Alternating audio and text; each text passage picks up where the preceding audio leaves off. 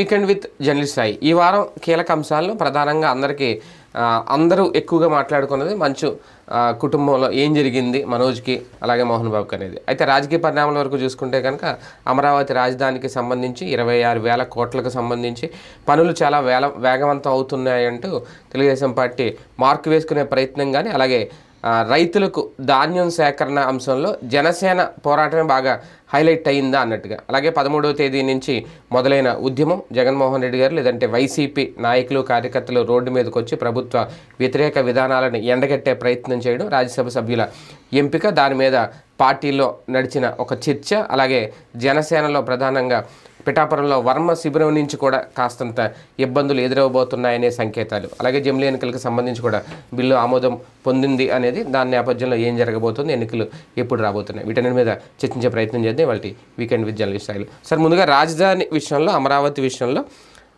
ఇంకా అడుగులు ముందుకే పడతాయి అనేది అదే నేపథ్యంలో ఇవాళ చూసుకుంటే సాక్షి చెప్పిన దాని ప్రకారం ఆ 26,000 కోట్లు కంప్లీట్గా అప్పే తప్ప రేపొద్దున్న అంటే అప్పు తెచ్చారంటే ఈ ప్రభుత్వం కాదు, ప్రభుత్వం మాత్రం మళ్ళీ రేపొద్దున వీళ్ళే తీర్చుకోవాలి. అదేమన్నా ఇబ్బందా రేపు?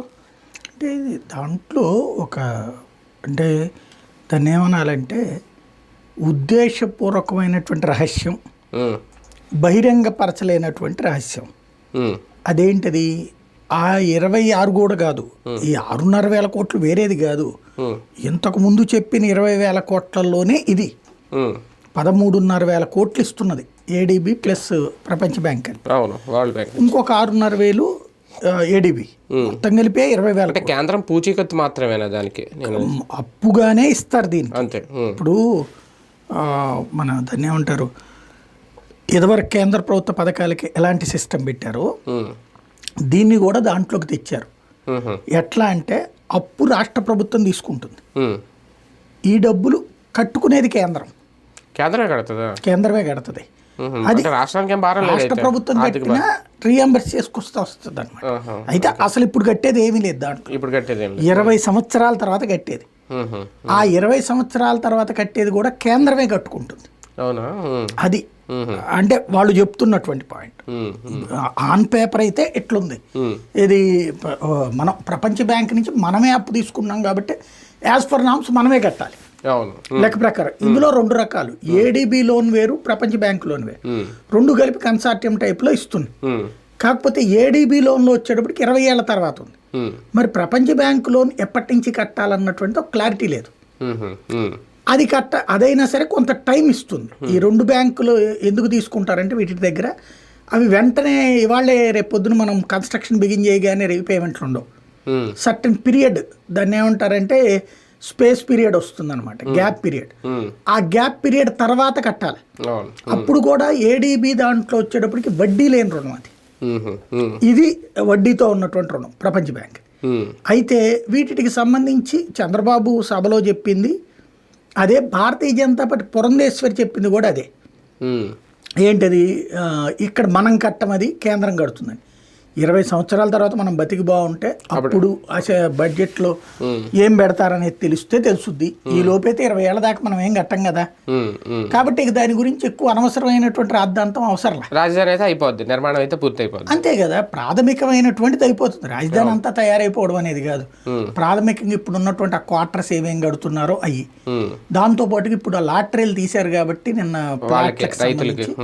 ముందు అసలు డెవలప్మెంట్ అది అయిపోతే ఆటోమేటిక్గా వచ్చేస్తండి. ఇప్పుడు ఎందుకంటే గవర్నమెంట్ కట్టి ఎన్ని కడుతుంది? 10 బిల్డింగ్లు కడుతుంది, రోడ్లు వేస్తుంది, మిగతా ఇన్ఫ్రాస్ట్రక్చర్ అంతా కూడా పబ్లిక్ వస్తేనే వస్తుంది. ఇప్పుడు రిటర్నబుల్ ఫ్లాట్లకు సంబంధించి లాటరీలు తీశారు కాబట్టి వాళ్ళ చేతికి ఎప్పుడైతే వచ్చిందో, ఇప్పుడు 10 ఎకరాలు ఇచ్చినటువంటి వాడికి 10-1500, 1200 గజాలు, 200 గజాలు, 1300 గజాలు, ఇదే 300 గజాలు ఇట్టు ఉన్నాయి కదా. అవి ఒక బల్క్గా తీసేసుకుని లేదా ఒక చోట ఇచ్చిన చోటన వీళ్ళందరూ కలిసేసి ఒకేసారి డెవలప్మెంట్కి ఇచ్చుకోవచ్చు. దాంట్లో షాపింగ్ మాల్సే రావచ్చు, అపార్ట్మెంట్లే రావచ్చు. ఒక్కసారిగా వేగం పుంజుకుంటుంది. ఇది యాక్చువల్గా కనుక జగన్ అప్పుడే రాగానే రిటర్నబుల్ ఫ్లాట్లు ఇచ్చేసి ఉంటే, ఈ వరకు పూర్తి చేసి ఉంటే జగన్ అసలు ఏలెత్తి చూపెట్టడానికి ఏమి ఉండేది కాదు. అసలు అయ్యే కాకుండా జగన్ చేసిన పని ఏంటంటే అక్కడ ఉండదు అనేటప్పటికి హైవే మీద కట్టినటువంటి కూడా అటు ఇటు కాకుండా మధ్యలో అవన్నీ నడుస్తుంది. కాబట్టి అమరావతి రూపం అనేటటువంటిది ఒకటి రావడం అయితే ఈ 5 ఏళ్లలో జరిగిపోతుంది. 5 ఏళ్లలో జరిగిపోద్ది. ఈ 5 ఏళ్ళలో రూపం వస్తుంది. అంటే రాజధాని నిర్మాణం అనేది కంప్లీట్గా ఇప్పుడు అమరావతి నిర్మాణం బాబు గారి మార్క్ అంతే. అందులో రేపొద్దున్న ఒకవేళ జగన్ ప్రభుత్వం వస్తే అది కంటిన్యూ అవుతుందా లేదా అనేది కూడా ఒక డౌట్. ఇక తీయడం ఏముండదు, కాకపోతే డెవలప్మెంట్ స్థాయి ఎంత ఉంటుంది అనేదే లెక్క. ఈ రేంజ్లో ఉంటుందా ఇంకోటి కూడా ఈసారి జగన్ కూడా దాంట్లో ఏలు పెట్టడానికి ఉంటున్నాను నేను. ఎందుకంటే దాన్ని ఏమంటారు, దెబ్బతిని ఉన్నాడు కదా, దెబ్బతిని ఉన్నాడు కాబట్టి ఈ దఫా ఇక దాంతోనే సర్దుకునే కార్యక్రమం మీదనే ఉంటుంది. అంతేగాని ఇంకా మార్పు చేసే ఆలోచన. అందులో జగన్ ఇచ్చిన ఆర్ఫేజ్ వాళ్ళు ఇచ్చిన ఫ్లాట్లో అంటే వాళ్ళకి ఇప్పుడు వేరే చోట కేటాయిస్తున్నారు, వాళ్ళ ప్రాంతాల్లో కృష్ణ గుంటూరు అని అన్నారుగా మొన్న పేపర్లో రాశారు. అవును, ఎవరికి ఇచ్చాడు, ఎవరికి అంటే రద్దు చేయడం కూడా కరెక్ట్ కదా. రద్దు చేసేయడం అయిపోయింది. మరి రద్దు చేసేసారంటే వాళ్ళకి వేరే చోట్ల కేటాయించకపోతే రద్దు చేసేసి ఇంత ముందు చాలా మంది ఆపేశారు ఇల్లు, వాళ్ళకి వేరే చోట వేరే ప్రాంతాల్లో టిడ్కో ఇల్లో ఫ్లాట్స్ ఇస్తామని ఊహిస్తున్నారు, అది ఆలోచిస్తున్నారు. జీవితంలో ఇట్లాంటి ఆలోచనలు మనం చిన్నప్పటి నుంచి చాలా చూసుంటాం. మరి వాళ్ళ పరిస్థితి ఏంటి ఇప్పుడు? అప్పుడు పట్టాలు తీసుకున్న వాళ్ళ పరిస్థితి, జీవితం అంతే. ఆ పట్టాలు పట్టు కూర్చోవడం పుచ్చుకుని ఓట్లు వాళ్ళు వేయలేదు కాబట్టి వాళ్ళు దెబ్బతిన్నట్టు అనుకోవాలి. టిడ్కో ఇళ్ళు రాజీవ్ గృహకల్ప ఇళ్ళకి కాగితాలు ఇచ్చారండి పేదలకి, సగం కన్స్ట్రక్షన్ అయినాయి. తర్వాత ఎంతమందికి ఇచ్చారు? ఇందిరమ్మ ఇళ్ళు లబ్ధిదారుని కాగితం ఉంటుంది, అండర్ కన్స్ట్రక్షన్ సగం, అప్పుడు కొన్ని పూర్తయినాయి కూడా. ఇచ్చింది ఎవరు? కొన్ని వేల కోట్ల రూపాయలు అలా తగలేస్తున్నాం మనం. పేదవాడి బ్రతుకుతో చెలగాటమాడుతున్నాం. పేదవాడికి దాని విలువ తెలియదు. స్థలం ఇస్తే మధ్యతరగతికి ఇవ్వండి అదే స్థలం, ప్రాణాలు పోయేదాకా వదిలిపెట్టడం. లేబర్కి ఇస్తే ఇది అయిపోగానే 50,000కి ₹1,00,000 ఇచ్చేసేసి అమ్ముకున్న వాళ్ళు బోళ్ళు అంతమంది. అప్పుడు కూడా ఇప్పుడు అంతే. ఇప్పుడు ఇచ్చినటువంటి జగన్ ఇచ్చిన చోట్ల వీళ్ళు ఇవ్వట్లేదు కాబట్టి కన్స్ట్రక్షన్ 2 లక్షలకి 1,00,000 అమ్మేసుకుని వెళ్ళిపోతున్నాడు ఆ కాగితాలు. మన దరిద్రం ఏంటంటే ఈ దేశంలో పేదవాడికి ఆ ఇంటి విలువ తెలియదు. మళ్ళీ ఆడకు వెళ్తాడు, ఎక్కడో ఆక్రమించుకుంటాడు, మళ్ళీ కొన్ని రోజులు పోయిన తర్వాత ఇంకో లెక్క. కాబట్టి ఈ దఫా రావు అన్న సంగతి తెలియట్లేదు. వరకు ఏంటంటే పేపర్లో రాసుకునే, ఇప్పుడు అట్లా కాదు, అంతా ఆన్లైన్, ఆధార్ లింకప్. ఇప్పుడు వాళ్ళు ఇచ్చినవి కనుక తీసుకుని దాంట్లో కట్టుకోకపోతే ఇక జీవితంలో మళ్ళీ ఇంకొక ఇల్లు రాదు. ఒకవేళ 2 ఇళ్ళు ఇస్తాను 3 ఇళ్ళు ఇస్తానని సొల్లి కబుర్లు ఎవడన్నా చెప్పినా అది కేంద్ర ప్రభుత్వ పథకాలతోనే ఇల్లు తప్పించి రాష్ట్ర ప్రభుత్వాలు డబ్బులు పెట్టగలిగిన దమ్మున్న సీనున్న రాష్ట్రం ఏది లేదు భారతదేశంలో. అప్పుడు రాష్ట్ర ప్రభుత్వాలు యాడ్ నుంచి ఇవ్వాలి లేదా ఇంకేం చేయాలి? వీళ్ళ ఇంట్లో మొగుడు పేరుని ఇస్తే ఇప్పుడు రేపు పొద్దున పెళ్ళాం పేరుని ఇవ్వడం, పెళ్ళాం పేరుని అయితే మొగుడు పేరుని ఇచ్చి చేయాలి. కానీ ఇక్కడ Aadhaar link up, ration card link up ఉంటుంది. రేషన్ కార్డు కూడా లింకప్పే కదా కుటుంబానికి. ఎట్ట కుదురుద్ది? రేషన్ కార్డే కదా. ఎట్ట కుదురుద్ది? అప్పుడు రేపు పొద్దున ప్రతి ఒక్కరికి మొగుడు పెళ్ళాలు విడిపోయినట్టు పెట్టి పెట్టాలి. అది కూడా మళ్ళీ ఒంటరి మహిళకు ఉండదు, అందులో లెక్కలు వచ్చినాయి. కాబట్టి 10,000 ఎకరాల్లో ఉన్నా సార్ ముందు ఈ డెవలప్మెంట్ నిర్మాణాలు ఇవన్నీ ఈ డబ్బులతో 12,000 కోట్లు ఎంత అన్నారు కదా టోటల్. ఇవాళ అమరావతికి ఉన్న 29 గ్రామాల డెవలప్మెంట్ మెయిన్ ప్లాన్ అండి. గవర్నమెంట్ చేసే డెవలప్మెంట్ అదే 29 గ్రామాలలోనూ చేస్తుంది. రోడ్డు వేస్తుంది, దాన్ని ఏమంటారు డక్ యార్డ్లు పెడుతుంది. దాంట్లో అంటే ఇప్పుడు కరెంటు పైనుంచి కాకుండా భూమిలో నుంచి కరెంట్ సప్లై కేబుల్స్ వేస్తుంది. డక్ట్లు అంటారు అనమాట. డక్ట్ అంటే లోపల కింద మన సొరుగుల్లాగా ఉంటాయి. అట్లాగా ఒకప్పుడు విశాఖపట్నంలో వేశారు అట్లాగా, కాకపోతే ఒక్క రోడ్డే వేశారు, మిగతా అన్నిటికీ చేయలే.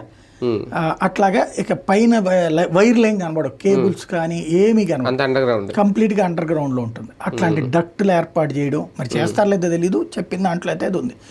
అన్నిటికంటే ప్రధానమైంది కానీ నిజంగా ప్రతిపక్షాలకు బుర్రలేదనుకోవడానికి సాక్ష్యం వీళ్ళు చేస్తున్న ఒక అతిపెద్దదైనటువంటి ఫ్యూచర్ క్రైసిస్ క్రియేట్ చేయగలిగేటటువంటిది ఒకటి ఉంది. ఇప్పుడు కొండవీటి వాగు పాలవాగు నీళ్ళని ప్రపంచ బ్యాంక్ షరతుల్లో అది అత్యంత ముఖ్యమైనటువంటి దానికి ఆల్టర్నేటివ్ ప్లాన్. దానికే 6,500-7 వేల కోట్లు ఖర్చు పెట్టబోతున్నారు. అదేంటి అంటే ఆ నీళ్లతో అమరావతి మునక్కుండా చూడటం, దానివల్లనే అంతకుముందు లోన్ ఇయ్యాల. ఈ దఫా వీళ్ళు ఆల్టర్నేటివ్ ప్లాన్ చూపించాక లోన్ ఇచ్చింది. దీంట్లో ఆల్టర్నేటివ్ ప్లాన్ ఏంటంటే ఈ వాగు ఏదైతే ఉందో వాగు పరివాహకం ఇప్పటిదాకా ఉన్న చిన్నదాన్ని ఎక్స్పాండ్ చేయాలి, తద్వారా కాలవలాగా పెద్దదిగా ఉంటుంది. ఇది నెంబర్ 1. ఇప్పుడు దేవినేని ఉమా మినిస్టర్గా ఉన్నప్పుడు చేసిన పని ఏంటంటే ఇది కానీ బుడమేరు కానీ, బుడమేరునేమో తీసుకెళ్ళి పోలవరం కాలంలో కలిపేశాడు. కాకపోతే అది మొన్న తేడా వచ్చింది ఏంటంటే కృష్ణగూడ వాటర్ వచ్చినప్పుడు ఎగదంతనప్పుడు సాధ్యం కాక రివర్స్ అయింది, ఫ్లోటింగ్ పెరిగింది. దానికి ఆల్టర్నేటివ్ లేదు, ఆ రోజున ఆలోచించలేదు. అది అక్కడది.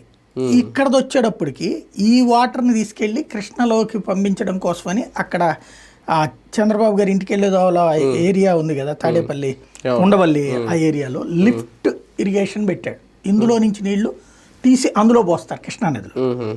అయితే దీనికి మొన్న వచ్చింది సమస్య, కృష్ణానది నిండితే ఎట్లాగా అనేది. అది శాశ్వతంగా సమస్య ఉండిపోతుంది. దానికి పరిష్కారంగా వీళ్ళు ఏం సూచించారు ఇప్పుడు, ఇది లాస్ట్ పాయింట్. ఫస్ట్ పాయింట్స్ ఏంటంటే 3 చోట్ల 4 చోట్ల రిజర్వాయర్లు కడతారట. అది రాజధాని లోపల కాదు, 29 గ్రామాల లోపల కాదు, రాజధాని బయట కట్టబోతున్నారు. అది అత్యంత ప్రమాదకరమైనట్టుంది. వీళ్ళు దాన్ని పరిష్కారం అంటున్నారు. వీళ్ళకి పరిష్కారం, కొత్తోడికి సమస్య అది. ఇప్పుడు ఫర్ ఎగ్జాంపుల్ మన ఏరియాలో రిజర్వాయర్ కట్టారండి, నీళ్ల వాలుని అటుకు పెట్టేశారు. ఒక అవసరానికి మించి నీళ్లు వచ్చినాయి, ఏమవుతుంది, ఎక్కడికి పోవాలి నీళ్లు? రాజధాని మునక్కుండా పక్కనున్న ఊళ్ళు మునకపోతున్నాయి. ఇప్పుడు రేపు పొద్దున గుంటూరు జిల్లాలో పక్కనున్న ఊళ్ళు ముంచబోతున్నారు. అది వీళ్ళకి బుర్రలేదు దాని ప్లానింగ్లో. అదేమంటే కృష్ణానదికి కూడా మనం చేస్తాం కదా అంటున్నారు. అలాగని రిజర్వాయర్లు రాజధాని ప్రాంతాల్లో ఎలా కడతారు? మరి రాజధాని కోసం పెట్టేటప్పుడు రాజధాని ప్రాంతాలు కాబట్టి నీ ఇంటికి నువ్వు కొట్టుకునేటప్పుడు నీ ఇంటి మరుగుదొడ్డి నీ ఇంటో కట్టుకుంటావు, నా ఇంటో కడతావా? ఇప్పుడు నువ్వేం చేయాలా, నువ్వు ఆ రిజర్వాయర్ అక్కడ కట్టుకుని దాని చుట్టూతో అందమైనటువంటి ప్రదేశం అని చెప్పేది ఏదో ప్యారిస్ టైప్లో చూపించుకో. నీ ఇంట్లో మంచినీళ్ళు కావాలని చెప్పి నా ఇంట్లో ట్యాంక్ పెడతానంటే ఎట్టగా? కానీ రాష్ట్రం మంది. అయితే ఇప్పుడు సమస్య ఏంటంటే ఉన్నంత వరకు బాగానే ఉంటుంది. ఇప్పుడు నేను తమిళనాడులో అదే జరిగినాయి. తమిళనాడులో 2-3 ఇట్లాంటి రిజర్వాయర్లు ఉన్నాయి, వాటర్ రిజర్వాయర్లు. నీళ్ళు నిండిపోయాక ఆ ప్రాంతం మునిగింది. రేపు పొద్దున ఇప్పుడు సమస్య ఏంటంటే, సరే కృష్ణానదిలోకి ఇప్పుడు ఈ రిజర్వాయర్లు నిండిపోతే కృష్ణానదిలోకి అటు పక్కకు పంప్ చేయాలి. ఎలా సాధ్యమవుతుంది? ఇప్పుడు కృష్ణానది ఎండింగ్ పాయింట్, రిజర్వాయర్లు విడి తెస్తుంటే నీళ్లు ఇట్టించి తెచ్చిన నీళ్లు మళ్ళీ అక్కడికి తీసుకెళ్ళి ఎట్ట పారపోస్తా? నీరు పల్లమెరుగు నిజం దేవుడు ఎరుగు అంటారు. నీళ్లు ఇప్పుడు డైరెక్ట్గా అట్లా వెళ్ళిపోతే కృష్ణానది దగ్గర నువ్వు కట్టుకున్నావు అనుకో, అటు పక్కన ప్రాబ్లంలే, ఈ నీళ్ళు అటు పంప్ చేసుకోవడానికి. ఇప్పుడున్న పంపింగ్ అక్కడి నుంచి చేసేది ఉంది. ఇప్పుడు ఇటు ఏమంటున్నారు, ఆ లామ్ దగ్గర ఏదో కడతారట, ఇంకోటి ఎక్కడో కడతారట. ఇవన్నీ ఇవాళ చేస్తున్నప్పుడు అద్భుతంగా కనిపిస్తాయి. కానీ లాంగ్ రన్లో ఎక్కడెక్కడైతే రిజర్వాయర్ కడుతున్నారో, ఇదేంటంటే మామూలుగా కృష్ణానది వరద కాదు ఇది. మళ్ళీ దీన్ని వీళ్ళకేమో చెప్పి సావడం చేత కాదు. అది కృష్ణానది వరదతో ఎప్పుడూ ఆ ప్రాంతం మునగదు. రాజధాని ప్రాంతం వాగుల వల్లనే మునుగుతుంది. పాలవాగు, కొండవీటి వాగు వల్లనే మునుగుతుంది. 29 గ్రామాల్లో 11 గ్రామాలు మొన్న కూడా మునిగినాయి. మొన్న వరదలు వచ్చిన టైంలో కృష్ణానదికి అటు వరద వచ్చింది, అందరూ అటు చూసాం. కానీ అసలు వరద ఈ ప్రాంతంలో 11 గ్రామాలకు వచ్చినాయి. అక్కడ ఒక కొండ పేరే నీరు కొండ, దాని చుట్టూతో నీళ్ళు ఎప్పుడు నిల్వ ఉంటాయి, ఈ వాగుల వల్ల వచ్చే నీళ్ళే. అంటే అక్కడ 11 గ్రామాలకు ఎప్పుడు నీళ్ళు వస్తుంటాయి, పొలాలు మునుగుతూ ఉంటుంటాయి. ఇప్పుడు అవి మునక్కుండా నీళ్ళన్నీ తీసుకెళ్లి 3 రిజర్వాయర్లు 3-4 పెడతారట. ఒకటి 0.5 TMC, ఒకటి 1 TMC అన్ని. అంతవరకు బానే ఉంది. అంతకంటే ఎక్కువ వస్తే మొన్నటిది ఇంకా చాలా ఎక్కువ వచ్చింది. అది పెద్ద వరద, అట్లాంటిది వస్తే ప్రాబ్లం. కానీ ఈ కొండవీటి వాగు, పాలవాగు ఏడాదికి 1 సారో 2 సార్లు 3 సార్లు పొంగుతుంటాయి. మీకు మామూలు కుండపోత వర్షం వచ్చిన ప్రతిసారి పొంగుతాయి, ఇంకెక్కడికి వెళ్ళడానికి లేదు. అంటే 11 గ్రామాలకి ఎప్పటికీ థ్రెట్టే. ఈ 11 గ్రామాలకి ఇప్పుడు థ్రెట్ తీసేసి కొత్త గ్రామాలకు వస్తుంది. అయితే వీళ్ళు దాన్ని ఆ టైంలో పంప్ చేస్తామంటున్నారు. మరి అది ఎలాంటి ప్లానింగ్తో చేస్తున్నారో నాకు తెలియదు. ఈ రిజర్వాయర్లు నిండిపోగానే ఈ వాటర్ని తీసుకెళ్లి కృష్ణానదిలో కలిపితే నో ప్రాబ్లం. లేదా అసలు ముందు ఈ రిజర్వాయర్లని ఎంటీగా ఉంచి నీళ్ళన్నీ అక్కడ కృష్ణలోకి కలిపేసి ఆ తర్వాత ఇంకా ఎక్కువ అయితే ఇక్కడ పెట్టాలి. అప్పుడైతే అసలు ఈ అవసరమేలే బేసిక్గా. అది ఎందుకంటే మొన్న వచ్చింది 150 ఏళ్ల తర్వాత వచ్చినటువంటి వరదల టైప్ కదా ఇది కృష్ణానదికి. అట్లాంటి స్టేజ్ ఏది 150 ఏళ్ల తర్వాత వచ్చింది. మొన్న అప్పట్లో 2009లో రోసి ఉన్నప్పుడు, సరిగ్గా చెప్పాలంటే 10 ఏళ్ల తర్వాత వచ్చింది అనుకోవాలి, 10-15 ఏళ్ల తర్వాత. అంతే కదా, రోసి ఉన్నప్పుడు 2009-10లో వచ్చింది. ఇది 24 అంటే 14 ఏళ్ల తర్వాత వచ్చింది. అప్పుడు 150 ఏళ్ల తర్వాత వచ్చింది. అంటే అప్పట్లో అనుకుంది 150 ఏళ్ల తర్వాత వచ్చింది, ఇది 150 ఏళ్ళకి ఒకసారి కదా అనుకున్నాం. తర్వాత 14 ఏళ్ళకే వచ్చింది. అప్పుడు దాని లెక్క చూసుకున్నప్పుడు మన దగ్గర ఉన్న సొల్యూషన్ ఏంటంటే ఇది పెట్టారు. అంటే అక్కడ పోలవరం దగ్గర ఒకటి ఉంటుంది చూడండి, యువతల ఎత్తిపోతల ప్రాజెక్ట్ అప్పుడు బాబు గారు పట్టిసీమ అంద్రినివాదానికి కూడా అన్నారు. అలాంటిది ఏమన్నా ఇక్కడ పెడతారేమో ఒకటి. అదే లిఫ్ట్ చెయ్యడం అనేది ఎప్పుడంటే నేను అనేది కృష్ణా నదిలో నుంచి అది గోదావరిలోంచి లిఫ్ట్ చేసి పొలాలకు నీళ్ళు ఇయ్యడం. ఇప్పుడు ఇది అట్లా కాదు, ఇప్పుడు చేస్తున్నది ఈ వాగుల్లో నుంచి వచ్చిన నీళ్లు కృష్ణలోకి లిఫ్ట్ చేస్తున్నారు ఇప్పటిదాకా. అది ఎక్కడ ఉంటది, ఎండింగ్ పాయింట్లో ఉంటది. కృష్ణా నది దాకా నీళ్ళు వెళ్ళాలి కదా. మీకు ఇదివరకు అక్కడ పీడబ్ల్యూడి వర్క్ షాప్ అదంతా ఉండేది, ఆ ఏరియాలో పెట్టుకొచ్చారు. ఇది ఇందులో నుంచి కృష్ణలోకి పంప్ చేయడం బాగుంది. అలాగే చెయ్యాలంటే ఈ ప్రాంతం అంతా మునుగుతుంది కాబట్టి ఇది మునగకుండా ఇటు పక్కన రిజర్వాయర్లు కడతామంటున్నారు. ఇటు పక్కన రిజర్వాయర్లు కట్టడం అంటే ఓవర్ఫ్లో అయినటువంటి సందర్భంలో ముందు రిజర్వాయర్ నిండిన తర్వాత ఆ రిజర్వాయర్ చుట్టుపక్కల ప్రాంతం లోతట్టు ప్రాంతం అయిపోతుంది. వాస్తవంగా ఇప్పటిదాకా అవి లోతట్టు ప్రాంతాలు కాదు, ఇప్పటిదాకా అవి నార్మల్ ప్రాంతాలు. గుంటూరు జిల్లాలో పెద్ద వరద ప్రభావం ఎప్పుడు ఉండదు మనకి. కృష్ణాకు ఉంటుంది, విజయవాడకు ఉంటుంది వరద ప్రభావం. కృష్ణానది లోపల లోతట్టు ప్రాంతం లేకపోతే కనుక అవనగడ్డ ఆ రూట్లో ఉన్నటువంటి పల్లె ప్రాంతాలకు ఉంటుంది. గుంటూరు జిల్లాకి వరద ప్రభావం అనేటటువంటిది కృష్ణానది పొంగితే ఉండేటటువంటిది తక్కువ. ఈ ఓన్లీ ఈ 29 గ్రామాల్లో ఉన్న 11 గ్రామాల దగ్గరే ఇప్పటిదాకా ఈ సమస్య ఉంది. ఇప్పుడు ఈ గ్రామాలని ఆ ముంపు నుంచి విముక్తి చేసి కొత్త గ్రామాలకి ముంపు భయాన్ని సృష్టిస్తున్నారు. అది వాళ్ళు చెప్పట్లేదు, ఇటు వీళ్ళకి బుర్ర లేదు, సరిగ్గా అర్థమయ్యేటటువంటి అడిగే విధంగా జర్నలిజం లేదు. ప్రాక్టికల్గా రిజర్వాయర్ కట్టిన తర్వాత ఓకే రిజర్వాయర్ నిండుతుందండి నాది 0.5 TMC నా ఊళ్ళో, లేదా పక్క ఊళ్ళో 0.5 TMC, లేదా 0.75, లేదా 1 TMC నిండిపోయిన తర్వాతన నీళ్ళు ఎక్కడికి పోస్తాం మనం?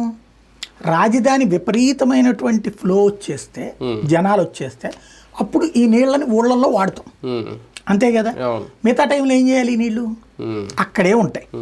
అక్కడే ఉన్నప్పుడు కొత్తగా వచ్చే నీటిని ఎక్కడికి పంపిస్తారు? అది కృష్ణలోకి పంపించడానికి ఏమన్నా ఆల్టర్నేటివ్ మెషర్ ఉందా? ఇప్పుడు మంది పట్టించుకోకపోవచ్చు, కానీ లాంగ్ స్టాండింగ్లో ప్రభుత్వం సమాధానం చెప్పాల్సిన అంశం అది. ఇప్పుడు నా ఊరి దగ్గరికి నీరు తెచ్చేస్తున్నావు నువ్వు, నా ఊరి దగ్గర ఉన్నటువంటి రిజర్వాయర్ నిండితే అప్పుడు ఎక్కడికి వెళ్తుంది ఈ వాటరు? నా ఊళ్ళోకి వచ్చేస్తుందా? అంటే నన్ను ముంచుతున్నావు నువ్వు, నాకు లేని ముంపు నన్ను క్రియేట్ చేస్తున్నావు. లేదు, నా రిజర్వాయర్ నిండగానే ఆపేసేసి అటు పక్కకి వెళ్ళడానికి ఏమన్నా ఆల్టర్నేటివ్ కెనాల్ సిస్టమ్ పెట్టావా? నీళ్ళు ఇప్పుడు ఫర్ ఎగ్జాంపుల్ చిన్న ఈజీగా అర్థమయ్యే భాషలో చెప్తానండి. కృష్ణానదిలో నుంచి నీళ్ళకి బందర్ రోడ్డు, బందర్ కాలువ, ఏలూరు కాలువ, రైవస్ కాలువ అని ఉన్నాయి కదా. ఈ కాలువలో నీళ్లు పోసిన తర్వాత ఇక వెనక్కి రావు, అంతే కదా. అవి అలా ముందుకు వెళ్ళిపోతాయి. బందర్కి వెళ్తాయి కొన్ని నీళ్లు, ఏలూరుకి వెళ్తాయి, రైవస్ కెనాల్ అంటే ఆ ముందుకు పోతాయి. ఆ దారిలో ఉన్న పొలాలక ఆ ఊళ్ళలో తాగడానిక ఇవి వాడతారు. అంతేగాని అటు పక్కన వర్షాలు వచ్చినాయి, కొండపోత వర్షాలు, అక్కడ నిన్నీ అనుకుందాం, వెనక్కి వచ్చి కృష్ణలోకి రావుగా. ఇప్పుడు ఇది ఎట్లా పెడుతున్నారు మరి? కాలం అంటే ముందుకు వెళ్తుంది కానీ వెనక్కి రాదు. మరి ఇప్పుడు వీళ్ళు ఇటు పక్కకు పెట్టి ఇటు నుంచి ఇంకో కాలువ కట్టి ఈ రిజర్వాయర్ నుంచి, అంటే అప్పుడు ఎట్లా రావాలి సరిగ్గా చెప్పాలంటే, వాగులో నుంచి వాటర్ వచ్చి ఒక కాలువలోకి వచ్చి ఆ కాలువలో నుండి ఈ రిజర్వాయర్లోకి నింపుకుంటూ వెళ్ళి ఇటు నుంచి మళ్ళీ చుట్టూ తిరిగి ఆ కృష్ణానది దగ్గరికి తీసుకెళ్ళాలి. అసలు అది తలాతోక లేని వ్యవహారం కదా, తలాతోక లేని వ్యవహారం కదా అది. అంటే అక్కడ ఏదో సంథింగ్ జరుగుతోంది. ఇది ప్రస్తుతం డీప్గా ఆలోచించలేనటువంటి బుర్రలు మన దగ్గర ఉన్నాయి, లేదా ఒక ఎమోషనల్లో మనం నడిచిపోతున్నాం కాబట్టి స్పష్టతనివ్వట్లేదు మనకి, ఎవడు అడగట్లేదు. మనం ఏదన్నా ఒక పథకాన్ని చెప్పినప్పుడు మీడియా ఆ డీటెయిల్డ్గా చూడాలి. లేదా ఇప్పుడు ఎక్కడో నా ఊర్లో రిజర్వాయర్ కడుతున్నారంటే నాకు మంచిదే, కానీ అది రిజర్వాయర్ ఏది పైన కట్టారనుకోండి మన ఊరందరికీ మంచినీళ్ళు వస్తాయి. నేలలో కట్టారనుకోండి ఆ నేలలో కూడా కట్టి ఆ నీళ్ళు ఏదో పంపింగ్ చేసి అందులో పోస్తున్నారంటే అర్థం ఉంది. వర్షపు నీళ్లు తెచ్చి రిజర్వాయర్ కట్టడం అంటే అది ఓ రకంగా చెప్పాలంటే కొత్త చెరువు సృష్టించడం, కొత్త నదిని సృష్టించడం. నాకు అంటే లేని నదిని తెచ్చిపెట్టడం. ఇప్పుడు ఆ చుట్టుపక్కల ఉన్న ఇది నిండిపోయింది, వాట్ నెక్స్ట్? నిండిపోయిన తర్వాత దానికి ఏం చేయాలి? లేదంటే ఇప్పుడు బుడమేరుది ఏం చేశారు, నీళ్లు డైరెక్ట్గా ప్రాణములు అదే పోలవరం కాలువలో నుంచి అక్కడికి వెళ్ళిపోవాలి, ఇది మన VTPS కెనాల్ దగ్గరికి వెళ్ళి ఆ కాలువలోగా కృష్ణానదిలోకి వెళ్ళాలి. మొన్న ఎందుకు ఫెయిల్ అయ్యింది అది? దానికి గేట్లు లేవు. అవును. ఈ నీళ్లు కృష్ణానదిలోకి వెళ్ళేటటువంటి సందర్భం వరకు ఓకే, అది డౌన్కు ఉంటుంది. అంటే నది ఇలా ప్రవహిస్తుంటుంది ఇలా కింద, కానీ నది ఎత్తెంత ఉంటుంది, ఈ కింద నుంచి నీళ్ళు వెళ్ళిపోతాయి. ఎప్పుడైతే నువ్వు నది ఈ కింద నుంచి వెళ్తున్నంత వరకు ప్రాబ్లం రాల, నది ఇక్కడ దాకా వచ్చేటప్పటికి ఈ నీళ్ళు వెనక్కి వచ్చుతాయి. అవును. కాబట్టి ఎత్తు లేదు దానికి, అందువలన బెజవాడ సఫర్ అయింది. దానికి యాక్చువల్గా ఏం చేయాలి, గేటు పెట్టేస్తే కృష్ణానది నీళ్ళు వెనక్కి తన్నాం కదా. అట్లాగే వెలగలేరు రిజర్వాయర్ ఏం చేశారు, గేట్లు ఎత్తేసారు. వెలగలేరు రిజర్వాయర్ అనేది ఎత్తితే ఊరు మునిగింది, అంతే కదా. బెజవాడ మునగడానికి కారణం ఏంది, వెలగలేరు రిజర్వాయర్ దగ్గర గేట్లు పెట్టి ఉన్నప్పుడు నువ్వు అక్కడ గేట్లు క్లోజ్ చేసేస్తే ఇక నా ఊరు మునిగేది కాదు. ఈ వెనకాల ఉన్నటువంటి వాటర్ వరకు నువ్వు కాలువల్లోకి తోసుకుంటావా ఏంటనేది నడుస్తుంది. లేదా పైనుంచి ఎక్కువైనప్పుడు ఈ కిందకి వెళ్ళాలి. అప్పుడు కృష్ణానది నీళ్ళు వెనక్కి రాకుండా ఉంటే అసలు ఇంత ప్రాబ్లం వచ్చి ఉండేది కాదు మనం.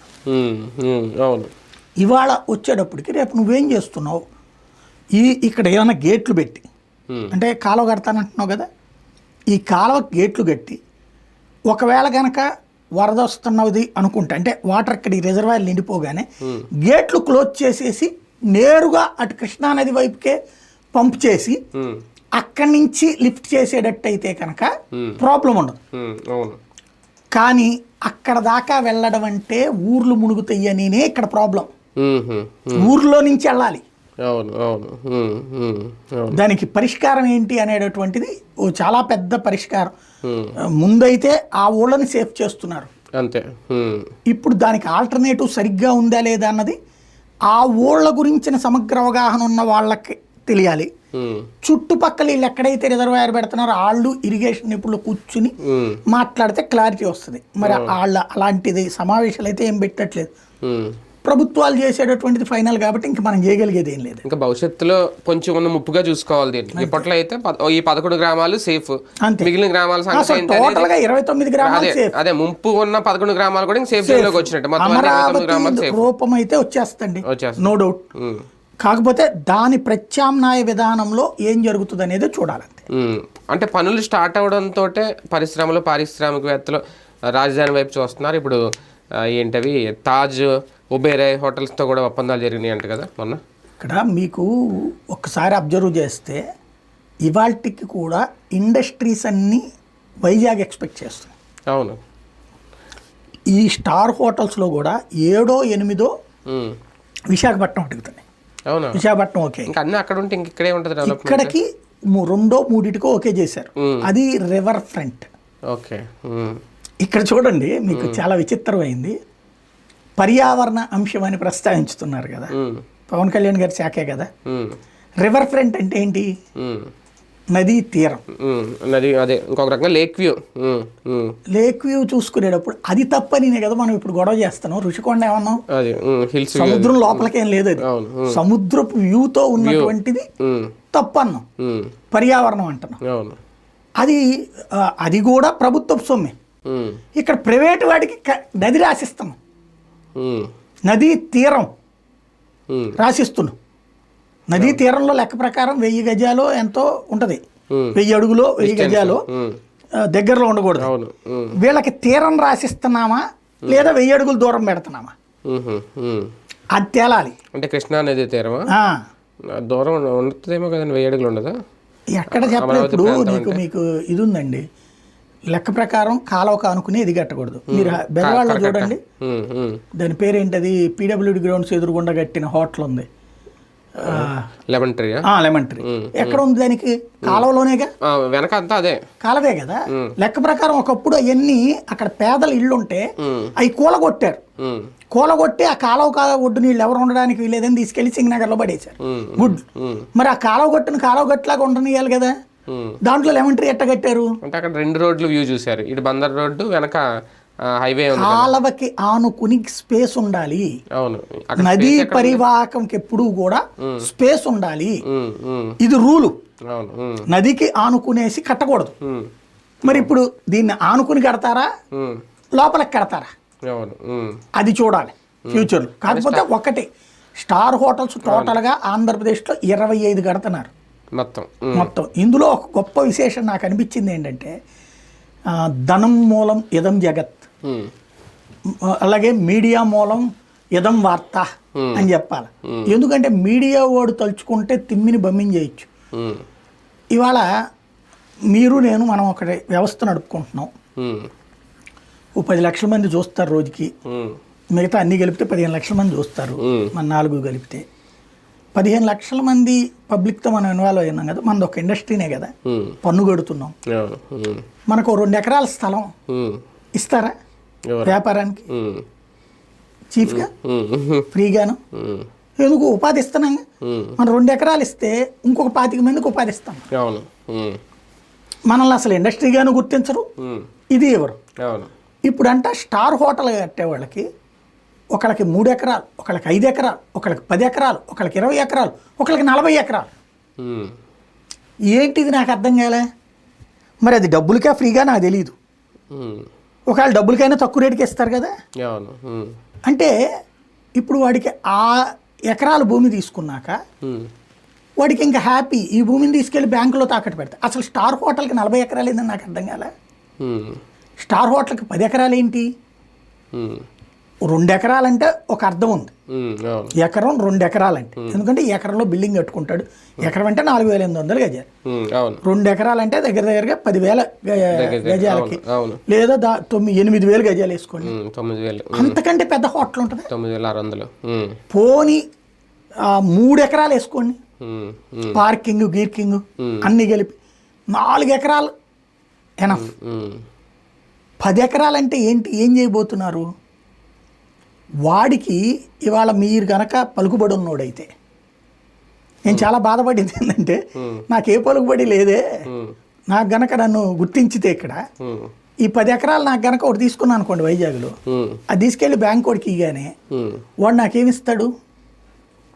లోన్ ఇచ్చేస్తాడు హోటల్ కట్టుకోవడానికి. ఎందుకు? 10 ఎకరాలు విశాఖపట్నంలో ఎంత ఉంది?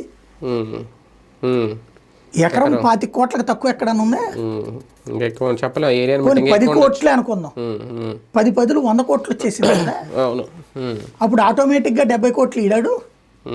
70 కోట్ల కంటే హోటల్ ఖర్చు అవుతుందా? నోవాటల్ని ఎన్ని ఎకరాల్లో కట్టారు ఇవి? ఎకరం ఉన్నారు, 3 ఎకరాలు అనుకుంటుంది. ఎకరం ఉన్నారు. ఇప్పుడు అదే స్థాయే కదా స్టార్ హోటల్ అంటే కట్టేది ఎవడైనా సరే. అంతకు మించి ఇంకో చెంచాడు, ఇంకొక 1/2 ఎకరం అనుకుందాం, అంతే కదా. 3 ఎకరాలు 10 ఎకరాలు అంట, అక్కడ కొన్ని 40 ఎకరాలు అంట. అంటే ఏం జరుగుతున్నదంటే వీటిని కూడా కలిపిచ్చేస్తున్నారు.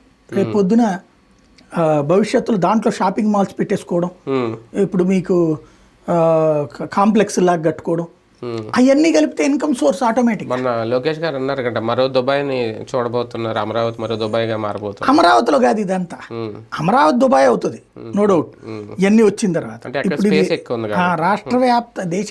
మన రాష్ట్ర వ్యాప్తంగా చెప్తున్న స్టార్ హోటల్, మీరు చెప్పిన 25 స్టార్ హోటల్స్, 25 స్టార్ హోటల్స్ ఆషామాషి అని చెప్పను నేను. కానీ ప్రభుత్వం భూమి కేటాయింపు అన్నదే నాకు అర్థం కాదు. ఇప్పుడు నేను వ్యాపారం పెట్టుకోవాలంటే నేను కొనుక్కోవాలి, కానీ నేను కొనుక్కునేటప్పుడు ఎగ్జామ్షన్ ఇవ్వాలి. ఏది ల్యాండ్ గ్రాబింగ్, ఇదే ల్యాండ్ యాక్ట్ ఉంది కదా, ఏదైతే 12 ఎకరాలకు మించి ఉండకూడదు అనేటువంటిది ఉంది కదా, land ceiling act. Land ceiling act నుంచి మినహాయింపు ఇవ్వడం వరకు, ప్రభుత్వం చేయడం వరకు ఒక అర్థం ఉంది. డబ్బులు పెట్టి నేను కొనుక్కోవాలి, కానీ భూములు ప్రభుత్వాలు ఇచ్చేది ఏంది? అదే కదా. కానీ ఓకే, ఆ స్థాయి డెవలప్మెంట్ వస్తే ఇది ఎలా ఇచ్చినా సరే కొంచెం అప్పుడు శుభ్రంగా నేను అనేది అట్ట అయితే గనక మీరు ఆంధ్రప్రదేశ్లో ఉన్నటువంటి ఇప్పుడు గుంటూరు శంకర విలాసోడికి, బెజవాడ బాబాయ్ హోటల్కి ఇవ్వండి తలకొక ఎకరం. ఇంకా వాళ్ళ దగ్గర అయితే తినడానికి వచ్చేవాళ్ళు కూడా 1,000 మంది వస్తారు, 100 మంది వస్తారు. ఈ స్టార్ హోటల్లో తినేది ఎంతమంది అండి? దాంట్లో ఎంతమందికి ఉపాధి వస్తుంది? 100 మందికి వస్తుంది. శుభ్రంగా ఒక ఎకరం దాన్ని ఏమంటారు, ఫుడ్ ప్లాజా అని ఇవ్వండి, కనీసం 100 మంది పెట్టుకుంటారు స్టాల్స్. 100 మంది దగ్గర 5 పనిచేస్తారు. 500 మందికి ఎంప్లాయ్మెంట్ వస్తుంది. ప్లస్ దానికి సప్లై చేసే సరుకులు వీళ్ళందరూ కలిపితే 1000 మంది అవుతారు. మధ్యతరగతి, దిగువ మధ్య తరగతికి ఇచ్చినప్పుడు ఇప్పుడు ఎక్కడ ఎందుకండి, ఫర్ ఎగ్జాంపుల్ వాడెవడో లూలు గాడు వస్తే ఆడికి ఇస్తున్నారు. లూలు వాడు ఏంది చేసేది? Shopping mall. ఏం బిగ్ బజార్ వాడు ఏం పాపం చేశాడు? రిలయన్స్ వాడు ఏం పాపం చేశాడు? వాళ్ళు ఎందుకు డబ్బులు పెట్టి కొనుక్కోవాలా? ఆడగోడు ఇచ్చేయచ్చుగా ఫ్రీగా. మెట్రో వాడు ఏం పాపం చేశాడు? వీళ్ళందరూ డబ్బులు పెట్టి కొనుక్కోవడం ఏంటి? ఆడికి మాత్రం మనం ఫ్రీగా ఇచ్చేది ఏంది? కార్పొరేట్ సంస్థలేగా మరి. అదే నాకు అర్థం కావట్లేదు. డబ్బులకి తీసుకుంటున్నారా వీళ్ళు, ఫ్రీగా ఇస్తున్నారా, లేదా చీఫ్ రేట్కి ఇస్తున్నారా? లూలు అప్పుడు చెప్పింది అంత 25 లక్షలకి ఎంతకో. అంటే చీఫ్గా ఇచ్చేది ఏంది అడిగి? ఇప్పుడు అంత పెద్ద షాపింగ్ మాల్లో ఏంది ఇచ్చేది? ఉపాధి సేల్స్ మ్యాన్ ఉద్యోగాలకి. అప్పుడు శుభ్రంగా పని చేయండి, ఒక కాంప్లెక్స్ కట్టేసేసి. ఇప్పుడు బెజవాడ కాళేశ్వర మార్కెట్ ఉందండి, వస్త్రలత ఉంది. ఇవి రెండు ఎన్ని వేల మంది బతుకుతున్నారు దాని మీద? కాళేశ్వర మార్కెట్, వస్త్రలత ఎన్ని వేల మంది బతుకుతున్నారు? 100ల కొద్ది షాపుల. ఆ షాపుల్లో పనిచేసే వాళ్ళ, దానికి సరుకులు సప్లై చేసేవాళ్ళ, ఇదంతా కలిపితే వేల మంది కదా. అన్ని వేల మంది ఉపాధితో పోల్చుకుంటే వీటి ద్వారా వచ్చేది ఎంతమంది? ప్లస్ ట్యాక్స్ వీళ్ళు బోల్డ్ అంత కడతారు, జిఎస్టీ. ఈడు స్టార్ హోటల్లో ఏం కట్టిస్తాడు? అంటే మన ఆలోచన దృక్పథం ఇదేంటంటే క్యాపిటలిస్టిక్ యాటిట్యూడ్. ఇప్పుడు నేను మాట్లాడిందంతా ఏ రూట్లో ఉంటుందంటే సామ్యవాద ధోరణి అంటాం, కమ్యూనిస్ట్ ధోరణి. కానీ నేను ఇక్కడ కమ్యూనిస్ట్ ధోరణిలో చెప్పట్ల, పెట్టుబడిదారి విధానంలో 2.0 చెప్తున్నా. పెట్టుబడిదారి విధానంలో వీళ్ళు చూస్తోంది బాగా బలిసినోడిని చూస్తున్నారు. కానీ నేను ఇక్కడేమి పేదోడికి కూడు గుడ్డ ఇచ్చేసి అట్లా అని చెప్పట్ల. మధ్యతరగతి బ్రతకడానికి ఇవ్వండి. వ్యాపారాల్ని మీరు షాపింగ్ కాంప్లెక్స్ ఇప్పుడు ప్లగ్ అండ్ పిన్ విధానంతో చంద్రబాబు గారు హైదరాబాద్లో కట్టారు కాబట్టి చాలామంది సాఫ్ట్వేర్ కంపెనీలు పెట్టుకోగలిగారండి. అప్పుడు పెట్టుకున్న వాళ్ళు మధ్యతరగతి వాళ్ళు, దానివల్ల వాళ్ళు వెల్ సెటిల్ అయ్యారు. నువ్వు అట్లాంటి షాపింగ్ కాంప్లెక్స్ లేదా అట్లాంటి ప్లేసులు నువ్వే మధ్యతరగతి. ఇప్పుడు 1 ఎకరం వాడికి ఎవడికో హోటల్కి ఇస్తావు కదా, స్టార్ హోటల్కి 1 ఎకరం షాపింగ్ కింద ఇచ్చేస్తాం, మీరందరూ షాపులు పెట్టుకోండి అని చెప్పి ఇవ్వండి. షాపులు పెట్టుకోండి అని ఇవ్వండి. షాపింగ్ మాల్స్ కిందకి మార్చండి, కాంప్లెక్స్ల కింద అద్దె కూడా తీసుకోండి మీరు. నేనేమంటానంటే ఇట్లాంటి ఇప్పుడు ఫర్ ఎగ్జాంపుల్ రివర్ ఫ్రంట్ అంటున్నారు కదా, అదే రివర్ ఫ్రంట్లో బ్యాక్ సైడ్ రివర్ ఉండేటట్టు 1000 గజాల యువతలకి పెద్ద కాంప్లెక్స్ సిస్టమ్ని గవర్నమెంట్ కట్టించేయండి. షాపింగ్ కాంప్లెక్స్ సిస్టమ్ 1000 షాపులు కట్టండి. అందులో రెస్టారెంట్కి ఇస్తారా, బట్టల కొట్లకి ఇస్తారా, బంగారు కొట్లకి ఇస్తారా, అద్దెలకి ఇవ్వండి వాటన్నిటి. దీనికి లోన్ ఏమంటే బ్యాంక్ కూడా ఇస్తాడు. ఎందుకు? ఇన్కమ్ సోర్స్ ఉంది దాంట్లోనే. దాన్ని అవసరమైతే ఒక కార్పొరేషన్గా తగలబెట్టండి. పెడితే 1000 షాపులు, ఒక్కొక్క షాపు నుంచి 10,000 అద్దె తీసుకుంటే 10,000 కోట్లు వస్తాయిగా. దాంతో దాని లోన్ తీర్చేయలేము మనం. ఇది ప్రభుత్వానికి రెగ్యులర్ ఇన్కమ్ అవుతుంది, డైలీగా కలెక్షన్ తెచ్చిపెట్టేది అవుతుంది కదా. వాడెవడో ప్రైవేట్ వాడికి ఇస్తే ఆడగట్టే పన్ను నుంచి మనకు వచ్చి వచ్చేది బేసిక్గా. ఇక్కడ ప్రభుత్వాలు చెయ్యాల్సింది వీళ్ళందరూ మిస్ చేస్తున్నది ఏంటంటే జగన్కి వీళ్ళకున్న తేడాదే. జగన్ పోర్టులు ప్రభుత్వ రంగంలో ఎందుకు కట్టాలనుకున్నాడు? నెలకి బల్క్ అమౌంట్. ఇప్పుడు మీకు సింపుల్ అండి, హైదరాబాద్ కార్పొరేషన్ మీద ఎందుకు కేసీఆర్ డిపెండ్ అయిపోయాడు? 100 కోట్ల రూపాయల ఆదాయం కార్పొరేషన్కి ఇట్లా వస్తుంది మార్కెట్ల ద్వారా. ముజంజాహి మార్కెట్, ఇంకోటి ఆ మార్కెట్లకు వచ్చే అద్దెల నుంచి బోలెడు ఆదాయం ఉంది మీకు. ఈవెన్ మన ఆంధ్రప్రదేశ్లో ఉన్నటువంటి అన్ని కార్పొరేషన్లకి ఇట్లాంటి ఇన్కమ్ సోర్స్ ఉంది. రాష్ట్ర ప్రభుత్వానికి ఇట్లాంటి సోర్స్ ఏముంది? నువ్వు కట్టించు, విశాఖపట్నంలో కట్టించు 1000 షాపులు, బెజవాడలో కట్టించు, గుంటూరులో కట్టించు, తిరుపతిలో కట్టించు. తిరుపతిలో రాష్ట్ర ప్రభుత్వం కట్టిస్తానంటే షాపింగ్ కాంప్లెక్స్ ఎవడన్నా వద్దంటాడా? లేదు. హౌసింగ్ కాంప్లెక్స్ కట్టిస్తే ఎవడన్నా వద్దంటాడా? మనం నేల విడిచి సాము చేస్తున్నాం. ఏంటంటే ఓ ప్రైవేట్ వాడు వచ్చేస్తే బాగుపడిపోతాం అనేటటువంటి రూట్లో వెళ్తున్నాం. డెవలప్మెంట్ ఆస్పెక్ట్లోనే 2047 విజన్ డాక్యుమెంట్ చంద్రబాబు నాయుడు గారు రూపొందించారు. నిన్న ఆ డాక్యుమెంట్లో ఏముంది అసలు? అంటే మీ జీవితానికి సంబంధించిన మీ జీవితం మీది నడిచిపోతూ ఉంటుంది, నా ముద్ర వేస్తానని ఉంది. అంతేనా? ఏమన్నా కొత్తది ఏమన్నా ఉంది అందులో? విజన్ డాక్యుమెంట్ చూస్తే నాకు అర్థమైన పాయింట్ ఏంటంటే దాని పేరేంది, అది ఉపాధి కల్పన. ఎవడుంటే ఎవడున్నప్పుడు ఉపాధి కల్పన ఉండదు. లేదు పారిశుద్ధ్యం, స్వచ్ఛ ఆంధ్రప్రదేశ్, ఏదో స్వచ్ఛ భారత్, ఇవన్నీ రొటీనే. స్వర్ణాంధ్రప్రదేశ్ ఇవన్నీ రొటీనే కదా. స్వర్ణాంధ్రప్రదేశ్ పాత పదమే. శక్తి సోలార్ పవర్ వాళ్ళ కొత్తగా తెచ్చేది ఏంది, లేకపోతే విండ్ పవర్ ఏంటి, ఇవన్నీ నా విజన్ అండి ఆయన చెప్పుకుంటున్నారు. మనందరం అసలు మనం అన్ని రెగ్యులర్ గా జరిగిపోతున్నాయన్నీ ఆయన నాది అని చెప్తారు. ఇదివరకు 2020 విజన్ అయినా అదే. అందులో ఆయన పాత్రే ఉంది. ఆయన 95లో 99లో విజన్ డాక్యుమెంట్ పెట్టారండి. 2004 ఆయన దిగిపోయారు. 2020లో రాష్ట్రం బాగుపడితే అదంతా నాదేనని చెప్తారు. ఆయన నమ్మేవాళ్ళు కూడా అదే చెప్తారు. ఇప్పుడు కూడా రేపు అంతే 2047కి రాష్ట్రం బాగుపడదా, ఆటోమేటిక్గా పెరిగిపోతూనే ఉంటుంది. రేపు మనకు పోర్ట్ ఎకానమీ వచ్చాక, ఈ పోర్టులు అండర్ కన్స్ట్రక్షన్ ఉన్నాయని పూర్తయ్యాక, ఈ అమరావతి పూర్తయ్యాక దీని టెంపర్ వేరుగా ఉంటుంది మనకి. ఈ టెంపర్మెంట్ ఆటోమేటిక్గా పెరుగుతాయి. ఒక్కటే ఇక్కడ ప్రతీకార రాజకీయం అనే ఒక్క దరిద్రం తీసేస్తే రాష్ట్రం బాగుపడుతుంది. ప్రతీకార రాజకీయం ఉంటే ఇక్కడ ఎవడొచ్చి ఇన్వెస్ట్ చేయడు. ప్రతీకార రాజకీయం అనేది పక్కన పెట్టాలి. ప్రతీకార రాజకీయం కనుక పక్కన పెట్టకపోతే నువ్వు ఇంకో 1,00,000 కోట్లు తీసుకుంటాడు. ఇప్పుడు రాజశేఖర రెడ్డి టైంలోనే లేపాక్షి నాలెడ్జ్ జబ్బు, లేకపోతే మన దాని పేరేంటి ఒంగోలు ప్రకాశం జిల్లా దగ్గర వ్యాన్ పిక్కు, ఇట్లాంటి అనేక షెడ్యూల్కి భూములు సేకరించారు. అయిపోయింది. ఏమైపోయినాయి? భూమి ఏమో రైతు నుంచి తీసుకున్నాం, వాళ్ళకేదో చెంచాడో తృణమో ఫడమో ఇచ్చాం. ఒక్కచోట పరిశ్రమలు రాల వైటిట్లా. ఎందుకని? ప్రతీకారంతో, రాజశేఖర రెడ్డి మీద ప్రతీకారంతో లీగల్ లిటిగేషన్స్కి పోయారు. వాళ్ళేమో అయ్యా తనఖా పెట్టి అప్పులు తీసేసుకున్నారు, డబ్బులు వాడుదామని వాడు వాడేసుకున్నాడు. ఇప్పుడు ఆ భూమిని వెనక్కి తీసుకోలేము. ఎందుకు? అటాచ్మెంట్లో ఉంటాయి. Bank attachment, ED attachment, CBI attachment. అక్కడ మనం గజం తీసుకోలేము. అక్కడ ఎందుకోసం ఇచ్చారు రైతులు? నువ్వు ఇండస్ట్రీ పెట్టుకుంటే వాళ్ళ పిల్లలకి వీళ్ళకి ఉద్యోగాలు వస్తాయి. ఆడికి ఏ ఉద్యోగం రాలా, ఆడికి వచ్చింది 4 లక్షలు 5 లక్షలు.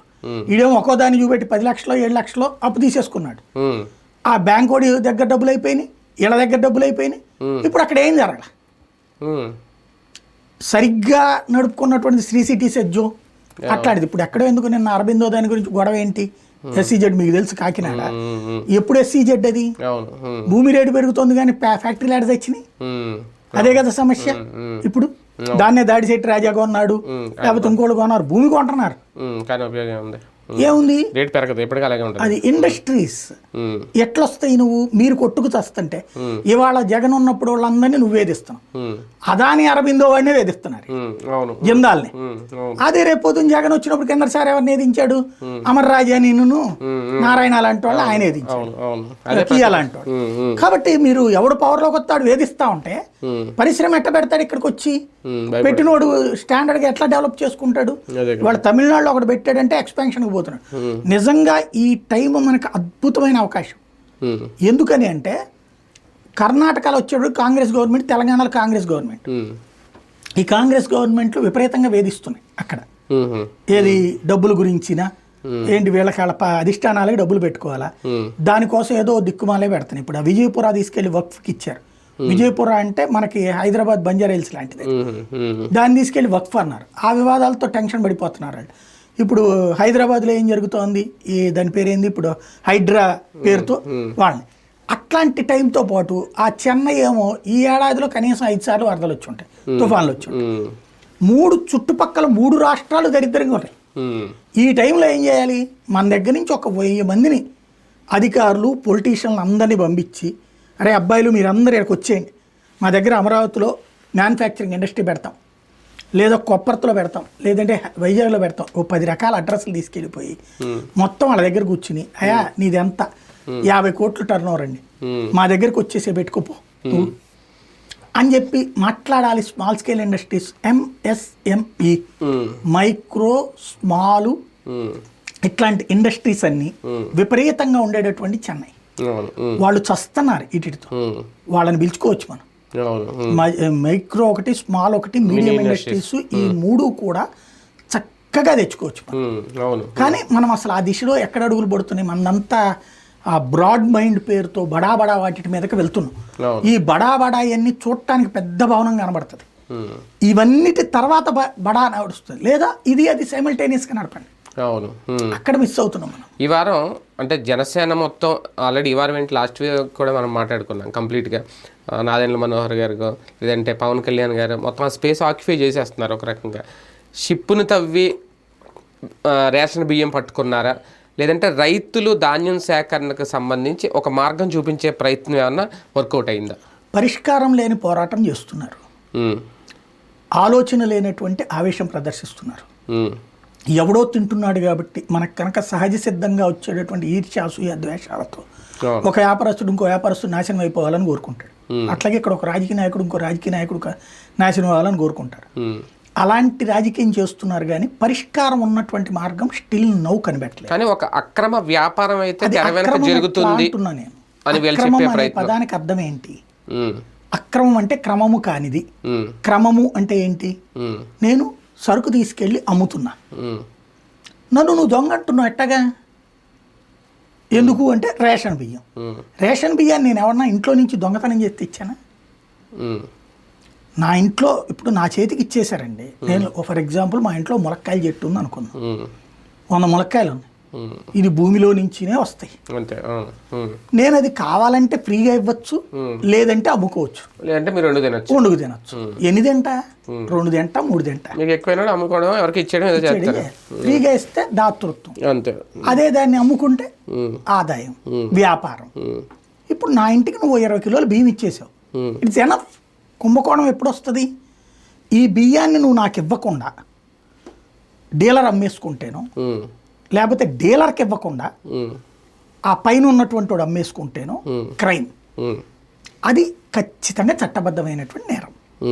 నేను మొదటి నుంచి చెప్తోంది. కానీ ఇక్కడ ప్రభుత్వం ఉచితంగా ఇచ్చిన బియ్యం. అవును, ఇక్కడ జనాలు కూడా ఏం నువ్వు ఎవడో నిషేధించడానికి, జనాలు కూడా 10 రూపాయలకు కొని 15 రూపాయలకు అమ్ముకుంటే ఓకే, అది వ్యాపారం. నా ఇష్టం అండి. నువ్వు నాకు ఇచ్చేసిన తర్వాత ఇప్పుడు ఎట్లుంటది అంటే, అన్నదానం పెట్టాక అన్నం ఇట్టా తినబాక ఇట్టా తినని చెప్తే ఎట్టా? నువ్వు నీ బాధ్యత నువ్వు చేసేసావు. ఈ బియ్యాన్ని నేనేం చేసుకోవాలి? నాకు తినే బియ్యం, నాకు తినే బియ్యం ఇచ్చిన తర్వాత కూడా నేను తినలేదు అనుకోండి, నాకు బలుపు ఇవ్వబాక రేపు. నువ్వు తినే బియ్యం నాకు ఇలా ఏం చేసుకోవాలి? నేను ఇది నేను తీసుకోకూడదు. ఇప్పుడు నువ్వేమంటున్నావు? నువ్వు నన్ను రిటర్న్ చేసేయాలి, లేదా బియ్యం వద్దు అని చెప్పాలి. వద్దు అని చెప్తే నా రేషన్ కార్డు రద్దు చేస్తావు. నా రేషన్ కార్డు రద్దు అయితే నాకు ఫీజు రియంబర్స్మెంట్ అయిపోతాయి. ఒకటే ఉంది, తీసుకుని ఏం చేయాలి నేను ఇప్పుడు? దీన్ని పారబోయమంటావా? ఇప్పుడు అక్కడ ఈ గొడవలో మొన్న చూస్తే నవ్వు వచ్చింది నాకు. బ్రేకింగ్ చూస్తే 30 టన్నుల బియ్యం, దాని పేరేంటది, కోళ్ల ఫారంలో పట్టుకున్నారు. కుంభకోణం. కోళ్ల ఫారంలో బియ్యం ఎందుకు పెడతారండి? కోళ్ళకి మేతగా పెడతాడు, దానికి అదొక కుంభకోణం అంట. రెండోది, ఇది తీసుకెళ్ళి ఏం చేయాలి? దీని మీద ఇప్పుడు 60 మంది బతుకుతున్నారు. ఇవాళ కాదు, ఇది మన చిన్నప్పటి నుంచి జరుగుతుంది. ఎన్టీ రామారావు గారు బియ్యం ఇచ్చినప్పటి నుంచి జరుగుతూనే ఉంది. ఏ రోజునైనా సరే రేషన్ బియ్యం అనేటటువంటిది తినదగ్గ బియ్యం ఇవ్వాలన్న ఆలోచన గత 30-40 ఏళ్లలో కూడా ఏ ప్రభుత్వం చేయట్లా. జనసేనకు కానీ టీడీపీకి కానీ ఈ పోరాటం ద్వారా కలిసి వచ్చింది ఏదైనా ఉందా? ఏం లేదు. జగన్ తిట్టడానికి ఇంకో 4 ముక్కలు తప్పించి జనంలోకి వెళ్ళలేదు. ఈ పాయింట్ మీరు తెలుగుదేశం వాళ్ళు సంతృప్తి పడుతున్నారంటే వాళ్ళు కూడా నవ్వుకుంటున్నారు. మన ఓటు పేపర్లో ఎరగదీస్తున్నారు. మీరు కరెక్ట్గా ఆలోచిస్తే టీడీపీ వాళ్ళు ఇన్వాల్వ్మెంట్ పెద్దగా ఎక్కడా లేదు. మీరు అబ్జర్వ్ చేయండి. ఎక్కడ ఇప్పుడు అమ్ముతున్నది ఎవరు? ఆ గొడవలో ఎవరు ఇన్వాల్వ్ అయ్యి గట్టిగా మాట్లాడింది ఉంది. ఆయన కూడా ఇప్పుడు అక్కడ కాకినాడ ఎమ్మెల్యే కూడా ఆయన అక్కడ నిలబడ్డారు. ఆయన ఏదో పవన్ కళ్యాణ్ గారు తర్వాత కామ్ అయిపోయింది అంతే. దాని పెద్దగా వాళ్ళు వాళ్ళ పరిపాలన అనుభవం తెలుసు కదా టీడీపీ. పైగా అక్కడ లోకల్ ఏం జరుగుతుంది ఇంకా బాగా తెలుసుకోండి బాబుకి. పరిపాలన అనుభవం తెలిసిన వాళ్ళు కాబట్టి దీంట్లో అనవసరం పెంట చేయకూడదని వాళ్ళకి తెలుసు. ఇదేంటంటే కరెక్ట్ గా చెప్పాలంటే ముళ్ళ కంప మీద చీర లాంటిది, సిల్క్ చీర లాగితే చిరిగిపోద్ది. కాబట్టి తెలుగుదేశం వాళ్ళు సైలెంట్గా ఉంటారు, వైసీపీ వాళ్ళు సైలెంట్గా ఉంటారు. ఇక్కడ లాగుతున్నది ఎవరంటే లాగి పీకి అవతల పడేస్తుంది జనసేన. నువ్వు చెప్పు, వాడు బ్రోకరు, వాడు తినేస్తున్నాడు, ఈడు తినేస్తున్నాడు, కరెక్టే. నేనేమన్నా నేను అమ్ముకున్న తర్వాతన ఇంకెవరిని దొంగ అంటావు నువ్వు? నువ్వు అమ్మడానికి వీల్లేదు. కలెక్టర్ ఏం బిగుతున్నాడు, ఆడేం బిగుతున్నాడు, ఆడేం పీకాలి ఇప్పుడు? పీకడానికి ఏముంది అక్కడ? ఒక అతను ఇప్పుడు రేషన్ ఒక బియ్యపు కొట్టు అతను ఉన్నాడండి. బియ్యపు కొట్టు అతను కేవలం రైతు నుంచినే బియ్యం సేకరించాలని రూల్ ఏమైనా ఉందా? అసలు సేకరించడుగా. తనకి ఎవడంపితే ఆడు కొనుక్కుంటాడు. అమ్మేవాడు ఎవడు? రైతు కావచ్చు, రైతు కూలీ కావచ్చు, బ్రోకర్ కావచ్చు కదా. బియ్యం అతను తీసుకున్న తర్వాత అతను డబ్బులు ఇచ్చి కొనుక్కున్నాడు, అతను ఎవరికైనా అమ్ముతాడు. ఈ బియ్యం రేషన్ బియ్యమా లేకపోతే మామూలు బియ్యమా? రేషన్ డీలర్ దగ్గర తీసుకుంటే రేషన్ బియ్యం. రేషన్ డీలర్ దగ్గర అతను కొనలేదు కదా. అదే కదా. అవును. ఇదివరకటి రోజుల్లో అయితే మొదట్లో MDU బళ్ళ దగ్గర ఎట్టు ఉండేదంటే, అంతకుముందు దీని దగ్గర రేషన్ డీలర్ దగ్గర ఇది పక్కా మన కళ్ళెదురుగుండా జరిగే సత్యం ఏంటంటే, రేషన్ షాపులో మనం ఎన్నోసార్లు చూసాం. ఏంటది, బియ్యం వెళ్ళిన తర్వాత ఎరా బియ్యం కావాలా పందరు కావాలా అని అడుగుతారు. మా చిన్నప్పుడు అయితే కనుక అది సగం ఇది సగం తీసుకోమనేవాళ్ళు. అంటే అప్పుడు ఎంత వచ్చాయి, 5 కిలోలు 10 కిలోలు వచ్చాయి. అప్పుడు 2 కిలోలు 3 కిలోలు బియ్యం తీసుకుని మిగతా దాని బదులు పందారు 1 అరకిలో, లేకపోతే చింతపండు 1 కిలో, అరకిలో ఇట్లా ఇచ్చేవాళ్ళు.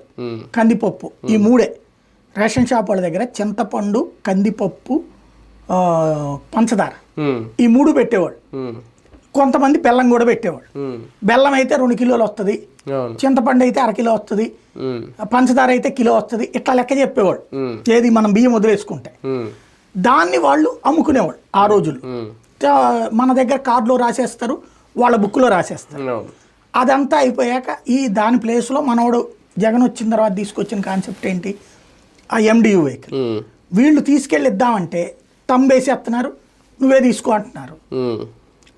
వీళ్ళు డబ్బులు కూడా రూపాయి, అప్పుడు డబ్బులు ఆ రూపాయి కూడా వాళ్ళు ఇవ్వరు, వీళ్ళే 10 రూపాయలు ఇచ్చి తీసుకున్నారు. అప్పుడు 10 రూపాయలు ఎదురిచ్చేవాళ్ళు, రూపాయి వాళ్ళ దగ్గర తీసుకోకుండా 10 అంటే 11 రూపాయలు అలాగ పడినట్టు. అది వాడు 15కి అమ్ముకున్నాడు.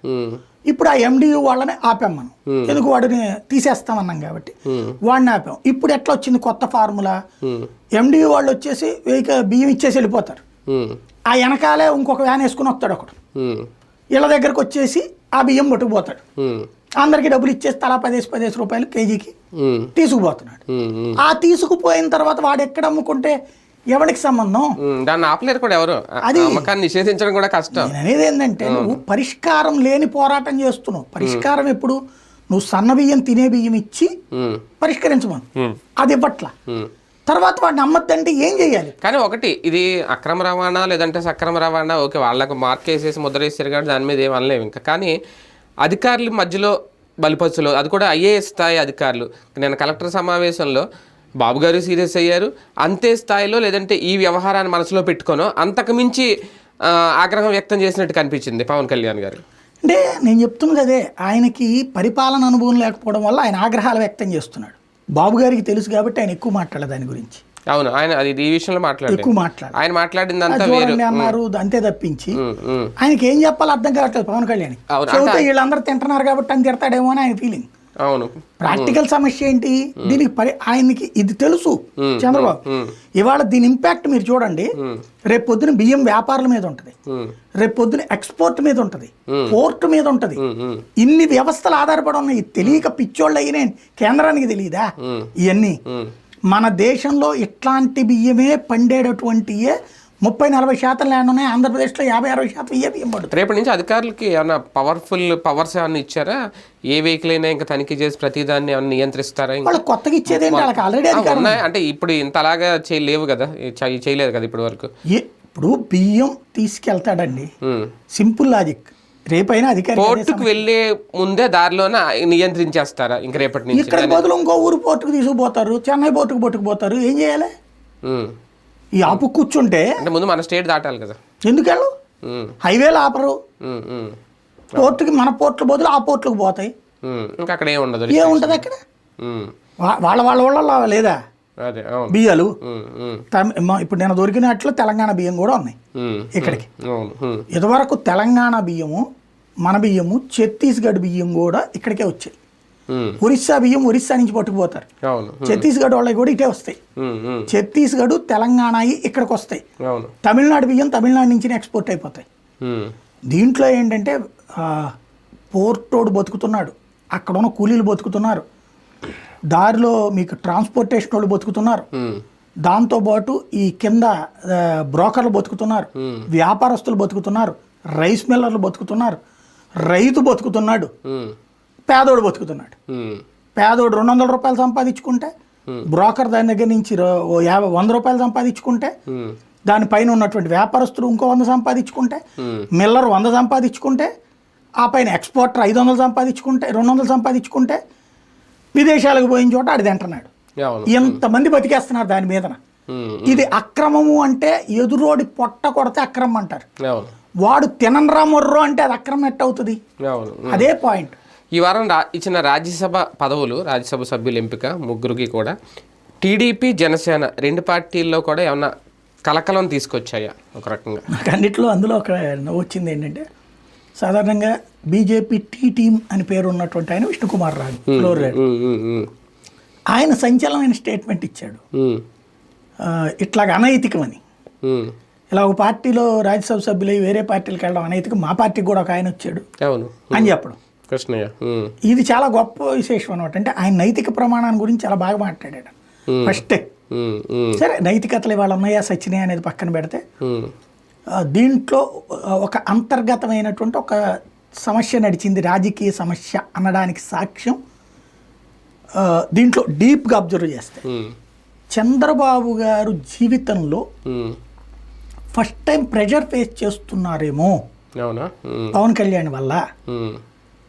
తెలుగుదేశం పార్టీ నాయకులు 2-3 నాతో అన్నారు, మామూలుగా మాకు సీట్ అంటేనే నీకు ఓకే పో అంటాడు, రేపు రెడీ అంటాడు ఆయన, ఇవాళ పొద్దు నుంచి రేపు రాత్రికి నా పేరు అనౌన్స్ చేసేదాకా నాకు టెన్షనే, ఈలోపు మళ్ళీ మాట్లాడదామంటే అవకాశం కుదరదు, చెప్పాను కదా చూసుకోమన్నా కదా నువ్వు వెళ్ళి పని చూసుకుంటాడు, చివరి నిమిషంలో నా పేరు వద్దో లేదో కూడా నాకు తెలియదు.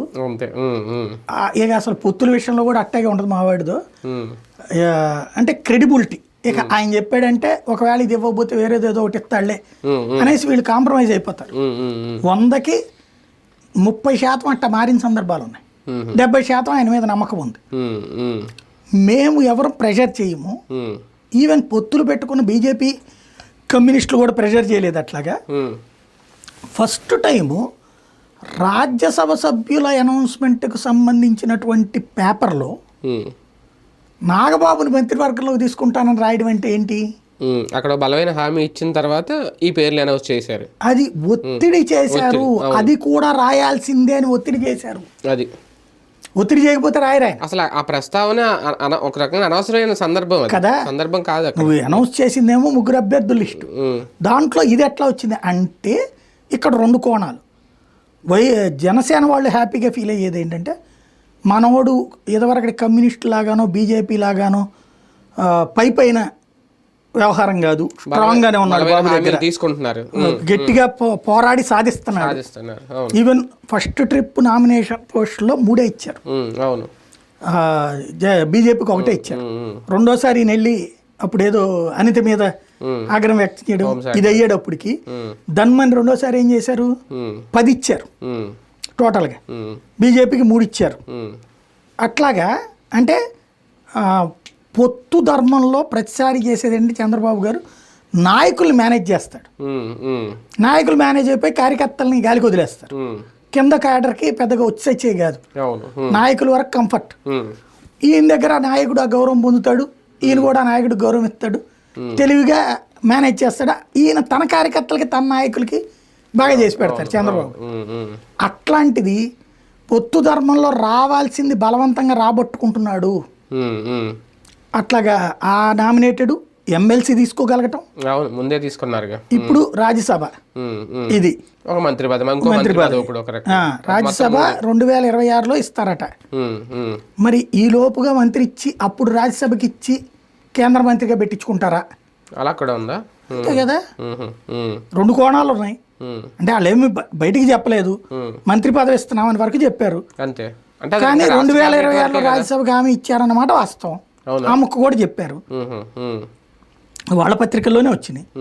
కాబట్టి 2026 దాకా ఈయన రాజ్యసభ సభ్యుడిగా ఉంచి అప్పుడు దీనికి వెళ్ళడమా సెంట్రల్కి, కేంద్ర మంత్రివర్గంలోకి, రాజ్యసభకి. లేదా ఇక రాజ్యసభ ఇవ్వట్లేదు కాబట్టి రాష్ట్ర మంత్రివర్గంలో ఛాన్స్ ఇచ్చినట్టు. కానీ ఇవాళ అట్ట ఇచ్చేసిన రేపు రాజ్యసభ అయితే అడుగుతాడు ఆయన మళ్ళీ, ఎందుకు 3 వస్తాయి. అప్పుడు ఇంకెవరికి అడుగుతారు? ఈయనకైనా వేరే అడుగుతారు, అదే ఏ చిరంజీవికి అడగచ్చేమో అంతే. రాజ్యసభ బీజేపీ ఒకటి అడుగుతుంది, ఇది ఒకటి అడుగుతుంది. ఇప్పుడు జగన్కి వచ్చిన ఫెచ్చింగ్ ఏంటంటే, చంద్రబాబు దిగిపోయిన తర్వాత అసలు ఇక వాళ్ళకి అవకాశం లేకుండా పోయింది. 23. ఇప్పుడు ఇవాళ వైసీపీకి కూడా అవకాశం లేదు. అదివరకు అయితే వైసీపీకి అవకాశం ఉంది, ఒకటి వచ్చేది. ప్రతి టర్ము 3 వస్తాయండి, 2 ఏళ్లకు ఒకసారి. ఈ 3 2 తెలుగుదేశానికి వెళ్ళేది, ఒకటి వైసీపీకి వెళ్ళేది. అప్పుడు జగన్ వచ్చిన తర్వాత 3కి 3 వైసీపీకి వెళ్ళి, ఎందుకని 23 వచ్చేటప్పటికి మినిమం రాలేదు అక్కడ. కాబట్టి అక్కడ దెబ్బతింది.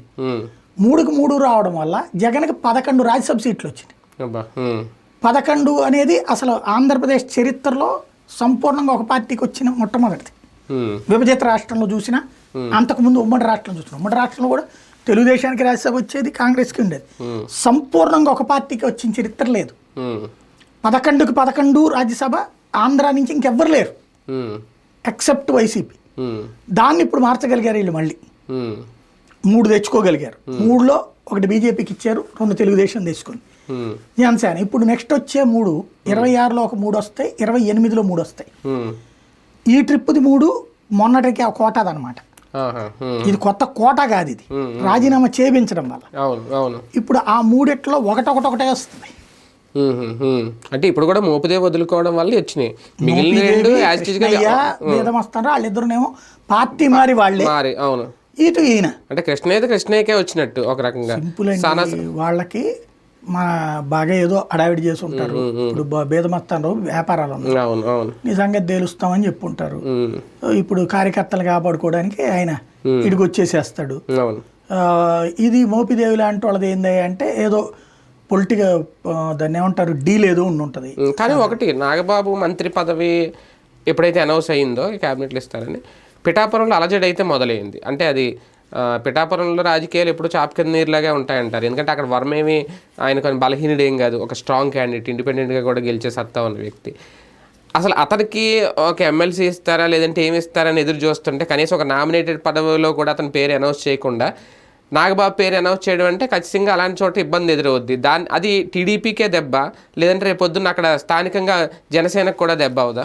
ఒకసారి మీరు మన పాత వీడియోలు చూడండి, మన డిబేట్లో నేను చెప్పాను. ఇక్కడ వర్మ ఆ ప్రాంతపు రాజకీయాల నుంచి పక్కకి వెళ్ళిపోవడం బెటరు. ఆయన రాజకీయ భవిష్యత్తు కూటమిగా ఉన్నంతసేపు ఆయన వల్ల కాదు, ఇక రాదు, సాధ్యం. కానీ బాబు గారు హామీ ఉంది కదా సార్ అక్కడ. బాబు వర్మకి బాబు గారు ఆయనే ఓపెన్ గా చెప్పాడు కదా, బాబు గారు చెప్పడం వల్ల నేను ఆ సీట్ వదులుకున్నాను, ఈయన సపోర్ట్ చేస్తున్నానని బాబు గారు చెప్పారు. చెప్పిన వర్మ చెప్పాడు. వర్మ చెప్తే ఎట్టకోదు, ఎమ్మెల్యే క్యాండిడేట్ మాజీ పూజారి చెప్పకూడదు. ప్రతి పూజారి కూడా నీకు శీఘ్రమే కళ్యాణ ప్రాప్తిస్తాను కానీ రేపు పొద్దున పెళ్ళి అయిపోదు, విద్యా ప్రాప్తిస్తాను కానీ రేపు పొద్దున చదువు. అదే అంటే మీరు చెప్పిన లాజిక్ కరెక్టే. ఇప్పుడు నాగబాబుకి చెప్పారు కాబట్టి అప్పుడు వర్మకు కూడా చెప్పుంటే నమ్ముదురు. కానీ పాపం అది అంటే అప్పుడు ఎలక్షన్ ముందు తెర వెనక జరుగుతాయి కదా సార్ హామీలు, ఓపెన్ గా చెప్పరు కదా. ఎందుకు చెప్పరు? అప్పుడు చాలా వాటికి చెప్పారు. అప్పుడు వీళ్ళకి 21 సీట్లు ఇవ్వడానికి కారణం చెప్పలేదా? బీజేపీకి తక్కువ సీట్లు ఇవ్వడానికి కారణం చెప్పలేదా? బీజేపీతో పొత్తు పెట్టుకోవడానికి కారణం చెప్పలేదా? అట్లాగే చెప్పినవి ఓపెన్ గా ఉంటది ఆఫర్. చంద్రబాబు గారు అంటే నైతికంగా ఆలోచిస్తే ఏ హామీ లేకుండా అక్కడ బలమైన సీట్ను వదులుకోవడు కదా ఏ సభ్యుడు కూడా. ఎందుకు ఉండదు? తెలుగుదేశం ఆయన అధినాయకత్వం ఏం చెప్తే చెయ్యాలి. సింపుల్ లాజిక్ ఏంటంటే ఇక్కడ ఒక ఈగో క్లాష్ ఉంటుంది. ఇప్పుడు ఆ ఊర్లో ఇప్పుడు పవన్ కళ్యాణ్ ఒప్పుకుంటేనే వర్మకు వస్తుంది, ఇది గుర్తుపెట్టుకోండి. Note that point. Pawan Kalyan ఒప్పుకుంటేనే వర్మకి సీట్ ఇస్తారు రేపు పొద్దున, ఏ పదవైనా సరే. ఎందుకంటే జనసేన వాళ్ళు అక్కడ ఉన్నటువంటి వాళ్ళు hard core batch, Pawan Kalyan అంటే ప్రాణం పెట్టే బ్యాచ్. పవన్ కళ్యాణ్తో సరితూగే పదవి అక్కడ ఇంకొకటి ఉంటానికి ఒప్పుకోరాళ్ళు. అప్పుడే చాలా సంఘర్షణ జరిగిందా? గెలవగానే వర్మ మీద 40,000 ఓట్లయింది, ఇట్లా చేశాడు, ఇది ఈయన వల్ల అని చెప్పి గొడవకి వెళ్ళారా? ఇప్పుడు ఏమన్నా దగ్గరగా అసలు వాళ్ళిద్దరు కలిసి నడుస్తున్నదా? జనసేన వాళ్ళు ఏమైనా కలిసి నడుస్తున్నారు వర్మ? అసలు పట్టించుకుంటున్నారా? ఇంకోటి, వర్మ అక్కడ అధికారులకి వీళ్ళకి ఫోన్లు చేస్తుంటే ఎవరో ఇంకొక అతన్ని ఎవరినో పెట్టారు, జనసేన ఇన్ఛార్జ్, అతని మాటే వినండి అని చెప్పి ఆఫీసర్లకి నాగబాబే చెప్పారు అన్నటువంటి మాట ఉందా అక్కడ. అప్పటి నుంచి అధికారులు కూడా వర్మ మాట వినడం మానేశారు అక్కడ. మరి ఇవన్నీ ఎట్లా జరిగినాయి? ఇప్పుడు అక్కడ జనసేన వాళ్ళకి కోపం వస్తుంది అక్కడ కనుక వర్మకిస్తే. ఒక రకంగా వర్మ ప్రాబల్యం ఇంకా క్రమక్రమంగా అంటే ఎప్పుడైనా సరే పెద్దవాడి దాంట్లో ఎప్పుడు నా ఊర్లో పెద్దోడు రావాలని ఎప్పుడు కోరుకోకూడదు. కాకపోతే అంటే ఈ సిచ్యువేషన్కి వచ్చిన తర్వాత రేపు పొద్దు నేను ఒకవేళ తిరుగుబాటు జెండా ఎగరవేసినా పెద్ద ఫలితమే ఉండదు వర్మకి. పిఠాపురంలో పవన్ కళ్యాణ్ కాదు అని వాళ్ళ వర్మ కొట్టేసేవాడు ఉంటాడా? ఎంతమంది ఉంటారు?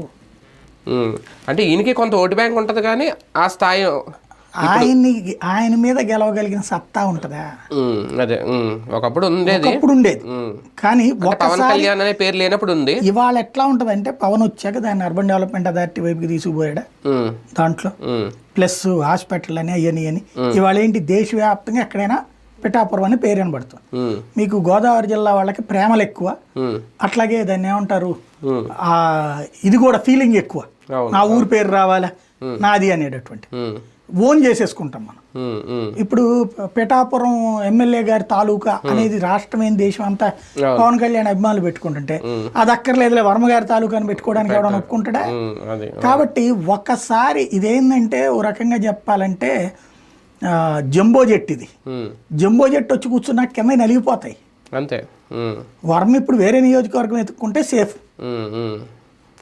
అంతే తప్పించి అక్కడ ఆయనకి ఇవ్వాలంటే ఇప్పుడు ఆయనకి ఇచ్చారనుకోండి ఏదైనా పదవి, తెలుగుదేశం తెగించినట్టు, చంద్రబాబు తెగించినట్టు అక్కడ, లేదా పవన్ కళ్యాణ్ ఒప్పుకోవాలి ఈవెన్. ఇప్పుడు పదవి ఇస్తే ఏమవుతుందండి, ఒకే చోటన ఎమ్మెల్యే స్టేటస్ ఉన్నటువంటి ఎమ్మెల్సీస్ ఎమ్మెల్యే, కాబట్టి ఎమ్మెల్యే స్టేటస్ ఎమ్మెల్సీ స్టేటస్ అక్కడ ఒకటైపోవట్లేదా?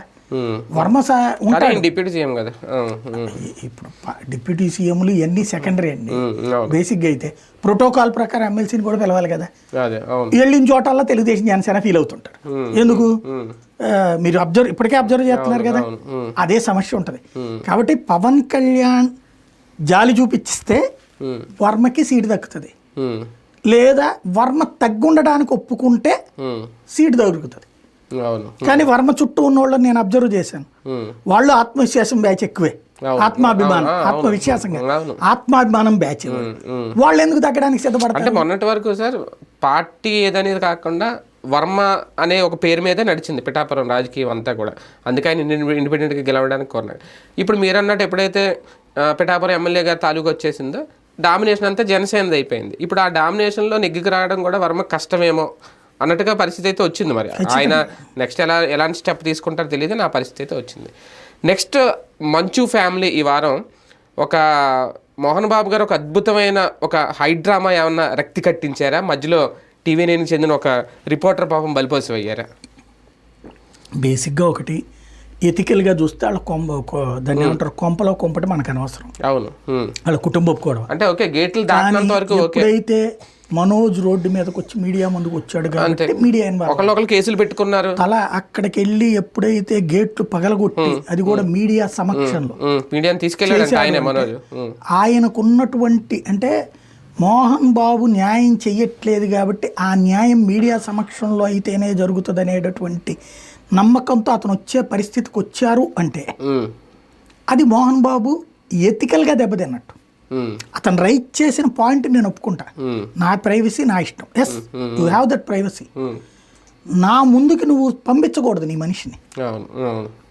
పోలీసులు ఊరికినే ఎంటర్ అవ్వరు, కంప్లైంట్ ఇస్తేనే ఎంటర్ అవుతారు. మీడియా ఊరికినే దూరిపోదు.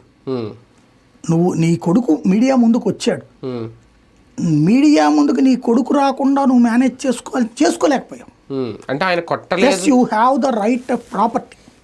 నీ ఆస్తి నువ్వు ఎవడికి పంపించుకోవాలా, నీదే హక్కు అంతే. అవును, ఒకవేళ రేపు పొద్దున్న నువ్వు ఇవ్వలేదని మనోజ్ వచ్చి బయట ప్రెస్ మీట్ పెడితే కూడా వేస్తాం అంతే. అవును, బికాస్ అది వార్త అంతే, అంతే కదా. అట్లాగే చట్ట ప్రకారం అయితే నీకే హక్కు ఉంది, అది కూడా క్లియర్.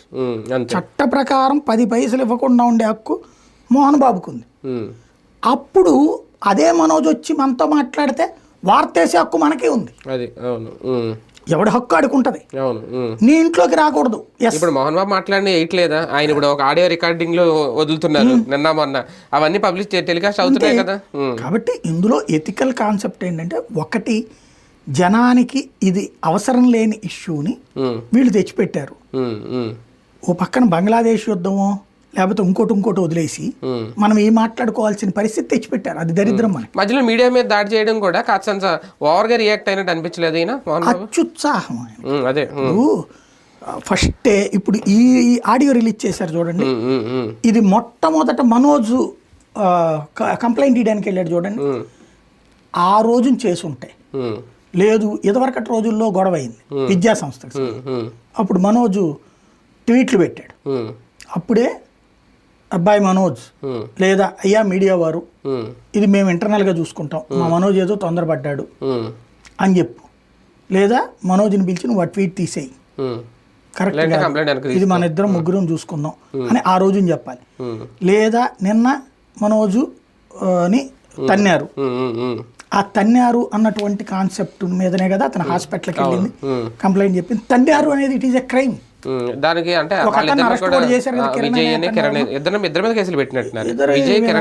కిరణ్ అనే అతని మీద అరెస్ట్ చేశారని విన్నా నేను, విజయ్ మీద పెట్టినట్లేరు. అతనికి లేదా విజయ్ కిరణ్ అతని పేరు తెలియదు. కాబట్టి ఇక్కడ పాయింట్ ఏంటంటే నీ ఎదురుగుండా నీ కొడుకుని తంతే నువ్వు చూస్తా ఊరుకున్నావంటే అది ఎథికల్గా ఎంతవరకు రైట్ నువ్వు ఆలోచించు. అంటే ఈయన కొట్టమంటేనే కదా కొట్టారు, అంతే కదా.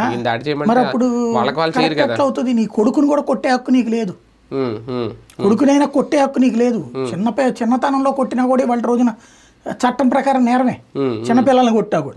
పెద్దయ్యా కొట్టడం క్రైమే అవుతుంది కదా. కొట్టడం కూడా ఇంకొక అలవాటు అనుకుంటాను. నా టీవీ నైనా అది మీద దాడి చేస్తా ఉంటే చాలా సింపుల్ గా మైక్ తీసుకుని కొట్టాడు. నాకు నవ్వు వచ్చింది ఆయన రిలీజ్ చేసిన ఆడియో చూసినప్పుడు. నా ప్రైవసీ నాది ఇదంతా బాగుంది. ఇదే మోహన్ బాబు టీవీ నైన్ ఆఫీస్లోకి వెళ్ళి రచ్చరచ్చ చేశాడు ఒకసారి. ఏంటది, ఈ వెరోనికాతో కదా పెళ్లి అయింది విష్ణుది, విష్ణునే టీవీ నైన్కి చెప్పాడు సోన్స్ అమ్మాయి మేము పెళ్లి చేసుకుంటున్నాం అని చెప్పేసి. ఆ వార్త వేసినందుకు ఎవడరా నీకు చెప్పిందని చెప్పేసి టీవీ నైన్ దగ్గరికి వెళ్ళి గొడవ చేశాడు. మరి వాళ్ళ ప్రైవసీ కదా, అంతే. మరి అతనే పెళ్లి చేసుకుంటున్నానని చెప్పాక మరి ఇంకేముంది ఇంకా ఏంటది అంటే నీ ఇంట్లో నీ పెత్తనమే, మీడియాలో నీ పెత్తనమే నడవాలా? నీ కొడుకునేమో సరిగ్గా చూసుకోవు, ఒక కొడుకు ఎక్కువ చూస్తావు, ఇంకో కొడుకుని తక్కువ చూస్తావు, అది నీ ఇష్టం, నీ వ్యక్తిగత. మళ్ళీ ఊరోళ్ళకి నీతులు చెప్తున్నావు. నీతి చెప్పేటటువంటి వాడికి నీతి చెప్పే హక్కు ఉండాలి. ఆ హక్కు ఎప్పుడు వస్తుంది? ఆస్తి పరంగా నీదే హక్కు, మాట్లాడడం పరంగా నీదే హక్కు. కానీ నీ మాట నువ్వు మిగతా వాళ్ళ గురించి చెప్తావు కదా, ఇప్పుడు చిరంజీవి గురించి మాట్లాడతావు, మెగా కుటుంబం గురించి మాట్లాడతావు, నీకు మరి ఏ హక్కు ఉంది? అదే కదా, భావ ప్రకటన స్వేచ్ఛ. ఎస్, అదే భావ ప్రకటన స్వేచ్ఛ. నీ ఇంట్లో జరిగిన గొడవ గురించి మాట్లాడుకునే హక్కు ప్రతి ఒక్కడికి ఉంటుంది. ఇందిరాగాంధీ ఇంట్లో గొడవ గురించి మాట్లాడుకోవట్లేదా ప్రతి ఒక్కడు? కాకపోతే అనవసరం మనకి వాళ్ళ ఆస్తి గొడవ ఒకటి. కానీ తన్నబట్టి వార్త, అదే కదా, అతను హాస్పిటల్కి వెళ్ళబట్టి వార్త, వాళ్ళ భార్యాభర్త పోలీస్ స్టేషన్కి వెళ్ళబట్టి వార్త, కమిషనర్ని కలవబట్టి, డీజీపీని కలవబట్టి వార్త, వచ్చిన తర్వాత తలుపు వేయడం ఇది తప్పు, రానియకుండా చివరికి అక్కడ కనబడుతోంది లైవ్ అంతా, కేకేస్తున్న సెక్యూరిటీ వాడు అక్కడే నుంచుని లోపలికి రానియకపోవడం తప్పు, వాళ్ళ బిడ్డని ఇంటి లోపల ఉండటం కరెక్ట్. మరి ఆ బిడ్డ 3 ఏళ్ల పాపని ఇంట్లో పెట్టి భార్యాభర్త బయటికి వెళ్తే పోనీ నీ బిడ్డ కాదా? నేను ఆస్తి ఇవ్వను చెప్పేయి. ఈ కొట్టడం ఏంది, ఇదేంది? ఇంటా బయట కూడా ఆయన ఒక రోలర్ గా బిహేవ్ చేయడం అనేది అహంకారంతో ప్రవర్తించినట్టు తప్పించి ఆత్మాభిమానం ఏం కనిపించాలి అందులో. అది రైట్, చూద్దాం. ఈ వారంలో చాలా ఆసక్తికర అంశాలు జోడు చేసుకున్నాయి. ప్రధానంగా రాజధాని అయితే ఇంకా పరుగులు తీస్తోంది, నిర్మాణాలు కూడా పూర్తి కాబోతున్నాయి. ఓకే, ఏం జరగబోతోంది, ఎన్నేళ్ళలో పూర్తి అవుతుంది, ఏంటి, ఎవరు మార్క్ పడబోతోంది అనేది ఎవరి ప్రయత్నాలు అయితే వాళ్ళే జరుగుతున్నాయి. మరికొన్ని రాజకీయ అంశాలతో వచ్చేవారు మళ్ళీ వీకెండ్ విత్ శైల కలుద్దాం.